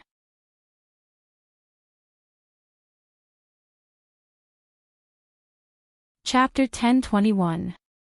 That's fine. A hint of a smile appeared on Wu Xiao's chubby face. "You can contact me after you return. Sixth young master, don't regard me as an outsider." "Old Sixth, what are you saying?" Suddenly, a shriek was heard. Third Miss Xing couldn't win against several soldiers and could only helplessly watch as her sole bag of mystic currency was snatched away. She scrambled up from the ground in a sorry state and hastily rushed to Sixth Zheng's side. "You don't need to stay, but we need to." Sixth Zheng dodged to the side. Without even looking at Third Miss Xing, he directly patted Wu Xiao on the shoulder. "Let's go." "Fine, then I'll send you off." Wu Xiao was also a shrewd person. Upon hearing this, he knew that Sixth Young Master didn't like his siblings at home at all. Thus, he didn't waste time with them and directly pulled Sixth Young Master Jing into his carriage. On the other side, at the northern city gate, Dou Fengqi was impatient to the extreme. She suddenly swept a glance at the Duan family's seventh Miss, Duan Siren. "Seventh Duan, say something. How long are we going to wait like this?"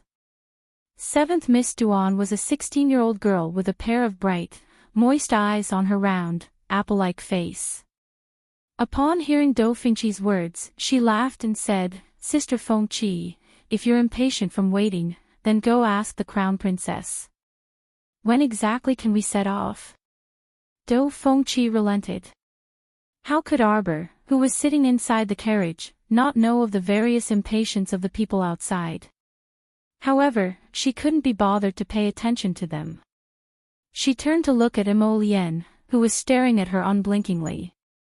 "Lien, do you know why those people from Shantian Prefecture went to such great lengths to set up this great drama of nation-wrecking witches, wanting to plant it on my head?" Imo Lien's heart jolted. "Speak." "Because their prefecture lord, that lofty Shantian Prefecture lord, isn't willing for me to lead an easy life." Arbor curled her lips in mockery.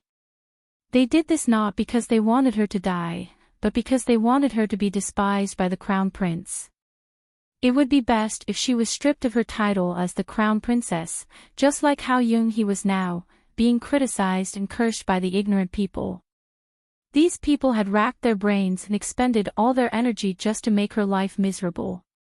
If this life was the same as her previous one, and she was still a weakling, then wouldn't she have to go along with their wishes?" A trace of ruthlessness flitted through Imo Lien's eyes, and he abruptly reached out to pull her into his embrace. He pressed his head against her small head and said in a muffled voice, "This time, I won't accompany you to the Mystic Beast Forest. I already know where Luigi is hiding from the Black Cat. I went to clean them up before you came back. Jojo, I want to give you a lifetime of peace. I want to protect you. You won't let those rats, insects, snakes, and scorpions of Shantian Prefecture crawl around you anymore. Okay." He spoke softly and lowered his head to plant a light kiss on the top of her head. Arbor nuzzled in his embrace and responded softly and cutely, "Okay."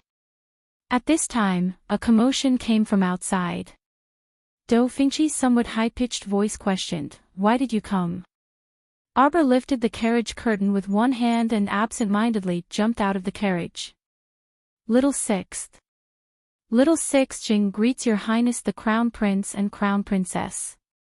Ignoring Dou Fengqi's clamor, Little Sixth Jing turned to salute the two people. The Crown Prince's judgmental gaze swept over his face before indifferently withdrawing.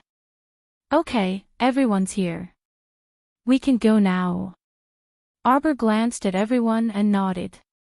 "I have to tell you guys once every day, so you're dreaming."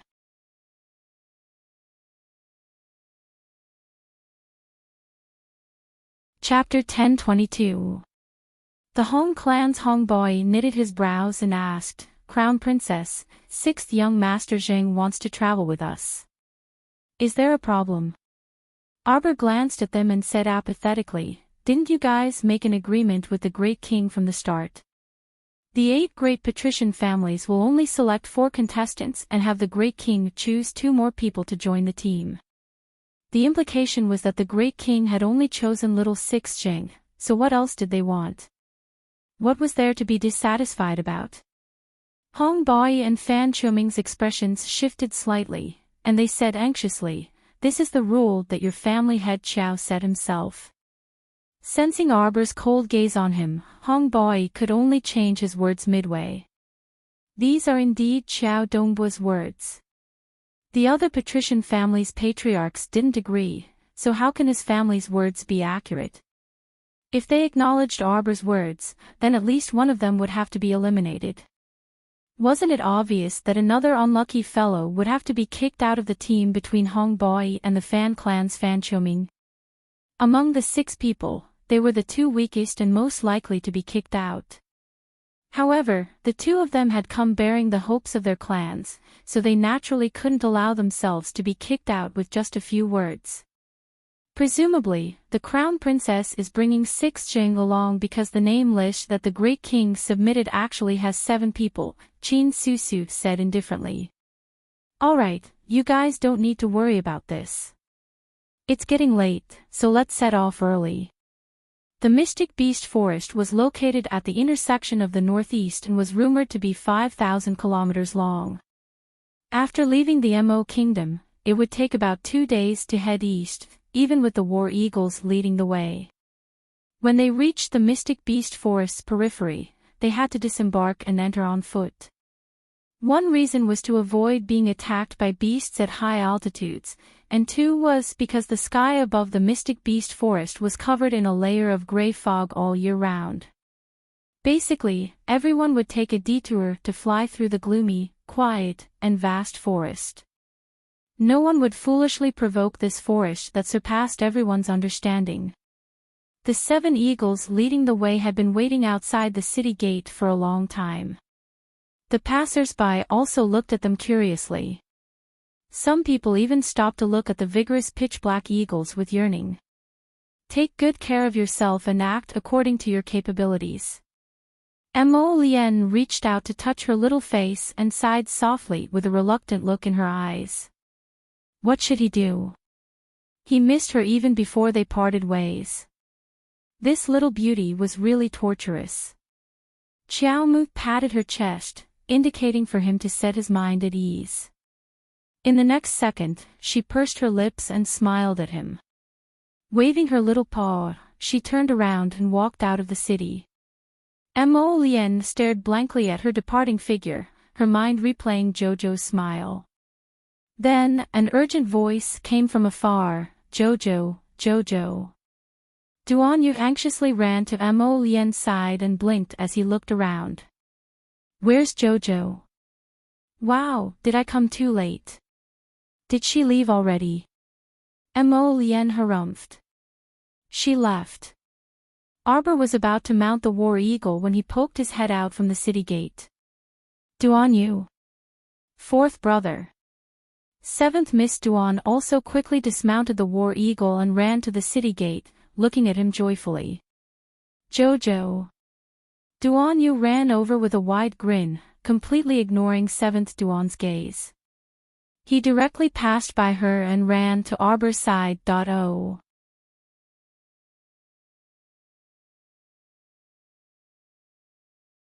Chapter 1023.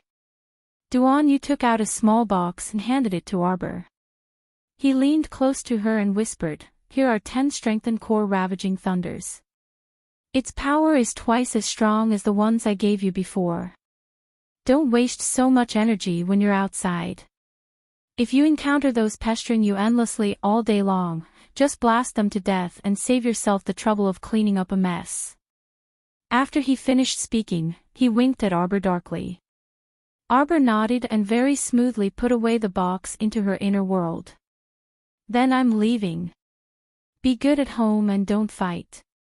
Arbor instructed in an extremely good mood as she stretched out her small hand and very naturally patted Duan Yu's dog head. Afterwards, she glanced at the 2 men's exasperated expressions and quickly retracted her gaze before hastily turning to run off. Sigh, to be honest, these 2 people were about the same height, and their figures were equally tall and handsome. One was dressed in a waning black robe with flowing light in his phoenix-like eyes, while the other was dressed in snow-white robes that resembled blooming peach blossoms. Their beauty was earth-shattering.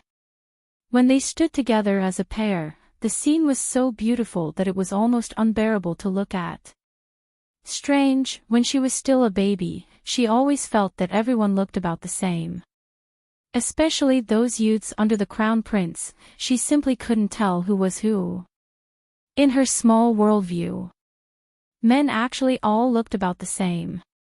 So in her opinion, Duan, this guy, was especially eccentric and hilarious. As a man, he kept opening and closing his mouth in front of her all day, narcissistically praising his own good looks. He even mistakenly believed that she was merciful to him because of his looks several times. Haha. Was that possible? But now that she had grown up, her aesthetic standards seemed to have slowly returned to normal. Earlier, she actually inexplicably felt that those two peerless evildoers were simply so beautiful that they could be immortalized in a painting for all eternity. It seemed like face blindness could be cured. She reached out to stroke her expressionless little face. Then, a strange thought popped up in her mind. Could facial paralysis be cured? Arbor mounted the warhawk's back with a slightly conflicted mood. The 7 warhawks soared into the sky and turned into 7 small black dots in the blink of an eye, gradually disappearing from Mo Lien and Duan Yu's sight. Arbor immediately activated his defensive shield and placed himself in a relatively vacuum environment, isolating himself from the strong wind outside. Bored, he took out a packet of preserves and popped one into his mouth. Duan Siren, the 7th young miss of the Duan family, who was flying on her other side, couldn't help but pout when she saw this. A trace of sadness flashed across her rosy apple-like face. Hey, you still have the mood to eat. Arbor turned to look at Miss Duan Qi. Duan Yu seemed to dislike his siblings very much. Other than his maternal grandfather, Duan Yu seemed to treat everyone with indifference. Duan Yu clearly saw 7th Duan earlier, but he simply walked past her and didn't even glance at 7th Duan. Therefore, Arbor felt that he didn't need to pay attention to Miss Duan. When Duan Siren saw that she didn't speak, she couldn't help but ask after a while, Crown Princess, you have a good relationship with 4th brother, right? Arbor turned to look at her. Didn't you see it? This guy was asking the obvious, trying to find something to talk about. Didn't he know that speaking was very tiring? She had no choice but to speak so much when dealing with those orioles and swallows.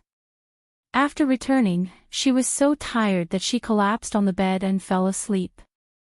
Duan Siren hung her head and bit her lips. Then can you help us persuade him, oh?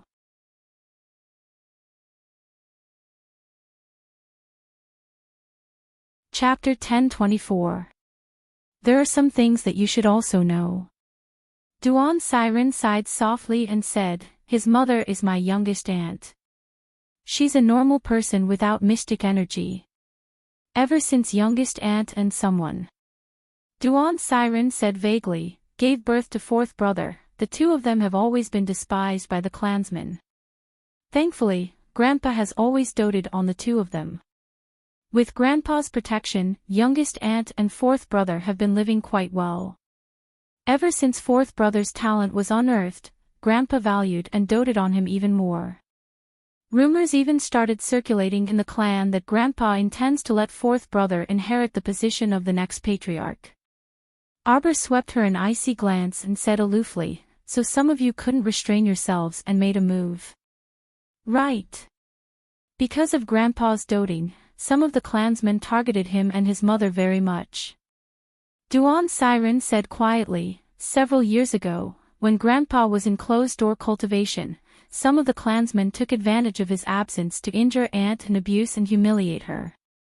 So in a fit of rage, he abandoned the Duan clan's surname and left the clan with Aunt to find a place to settle down.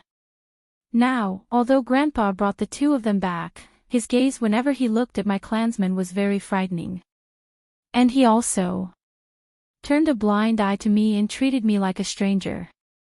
Arbor harumphed and then tossed a candied fruit into his mouth. You're telling me all this because you want me to persuade him to reconcile with you. At that time, some of the clansmen were young and impetuous and didn't know how to control their temper, so What a joke.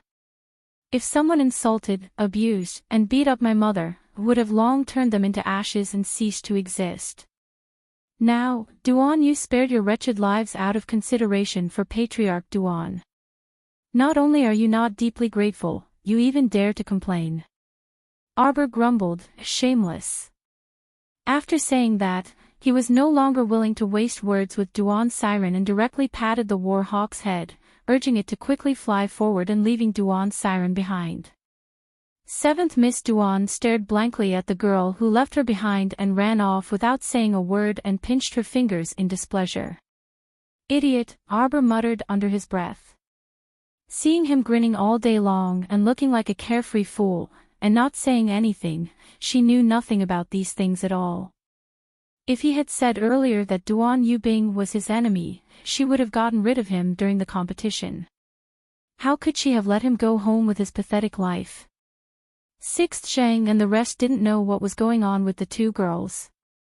Arbor immediately got far away from Duan's siren and patted the eagle's head. It flapped its wings and rushed to the first position. Dou Fengqi suppressed a trace of cold anger in her eyes. He rode his war eagle to Duan 7's side and asked casually, "What's wrong, Duan 7? Did you have a conflict with the crown princess?" "It's nothing." Duan Qi shook his head. He didn't want to talk too much. He shouted softly and let the war eagle fly forward. They flew like this for nearly 2 days, only occasionally eating and drinking to relieve themselves. War Eagle's stamina was about to be overdrawn.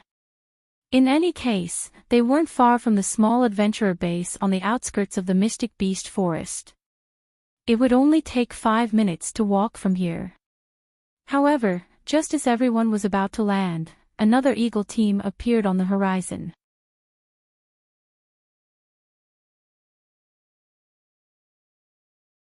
Chapter 1025. The leading eagle didn't allow for any explanation as it fiercely rammed into Sixth Zhang's eagle. Unhurried, little Sixth Zhang controlled the defensive barrier with one hand and unsheathed his long sword with the other, attacking without any explanation. What kind of joke was this? Someone was directly charging at him. Could it be that he was a herbivore? His mystic energy surged forward, stirring up clanging sounds in the air. The newcomer sat steadily on the eagle's back and sneered at little Sixth Zhang.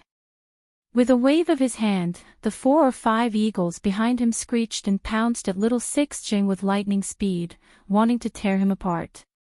Where did this fool come from, provoking without saying a word? Arbor was enraged, and he directly stood up from the eagle's back, shouting angrily, "Are you all fools? You're not moving even when you're being bullied. Are you waiting to get rid of your teammates before it's your turn?" Qin Susu was the first to react. Patting the eagle's back, she flew to little Sixth Zhang's side and drew her sword, shooting out a mystic light. "Crown Princess, it's those guys from the Easterning Nation." The Easterning Nation? How could Arbor possibly know them? Without saying a word, she threw a punch at an approaching eagle, sending it flying back more than 10 steps.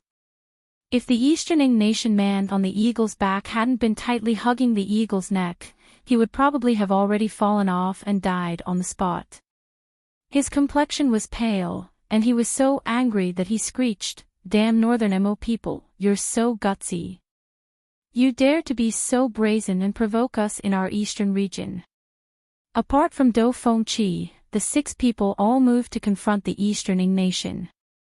The 6 people and 6 war eagles lined up in a row. The other side was led by 2 people, followed by 5 or 6 attendants. Among the 2 leaders, one of them was a small man with an ordinary face. He was taciturn and didn't make much noise. The one who was jumping up and down and hooting the most was the other person, who was currently wantonly cursing Northern Mo. Xiao Mu originally thought that the taciturn man was considered short, but she didn't expect that the other fool was even more ridiculously short. He was about the height of an 11 or 12-year-old child. Even though he was standing high and mighty on the eagle's back, he was still a short winter melon. Shut up. Arbor was annoyed by his noisy chatter. He raised his hand and threw out a row of concealed weapons. 5 or 6 attendants heard the sound of something breaking through the air and couldn't help but be shocked. They hurriedly rushed forward to block in front of their master. One of the attendants was hit by a hidden weapon and fell off the eagle's back. Even if he didn't die, he would be half dead. "Ah! You damned woman!" the short man shouted angrily. Standing on the eagle's back, he waved his hands and feet as if he was doing an awkward dance. At this time, the short Wintermelon subordinate lowered his voice and said a few words to the man.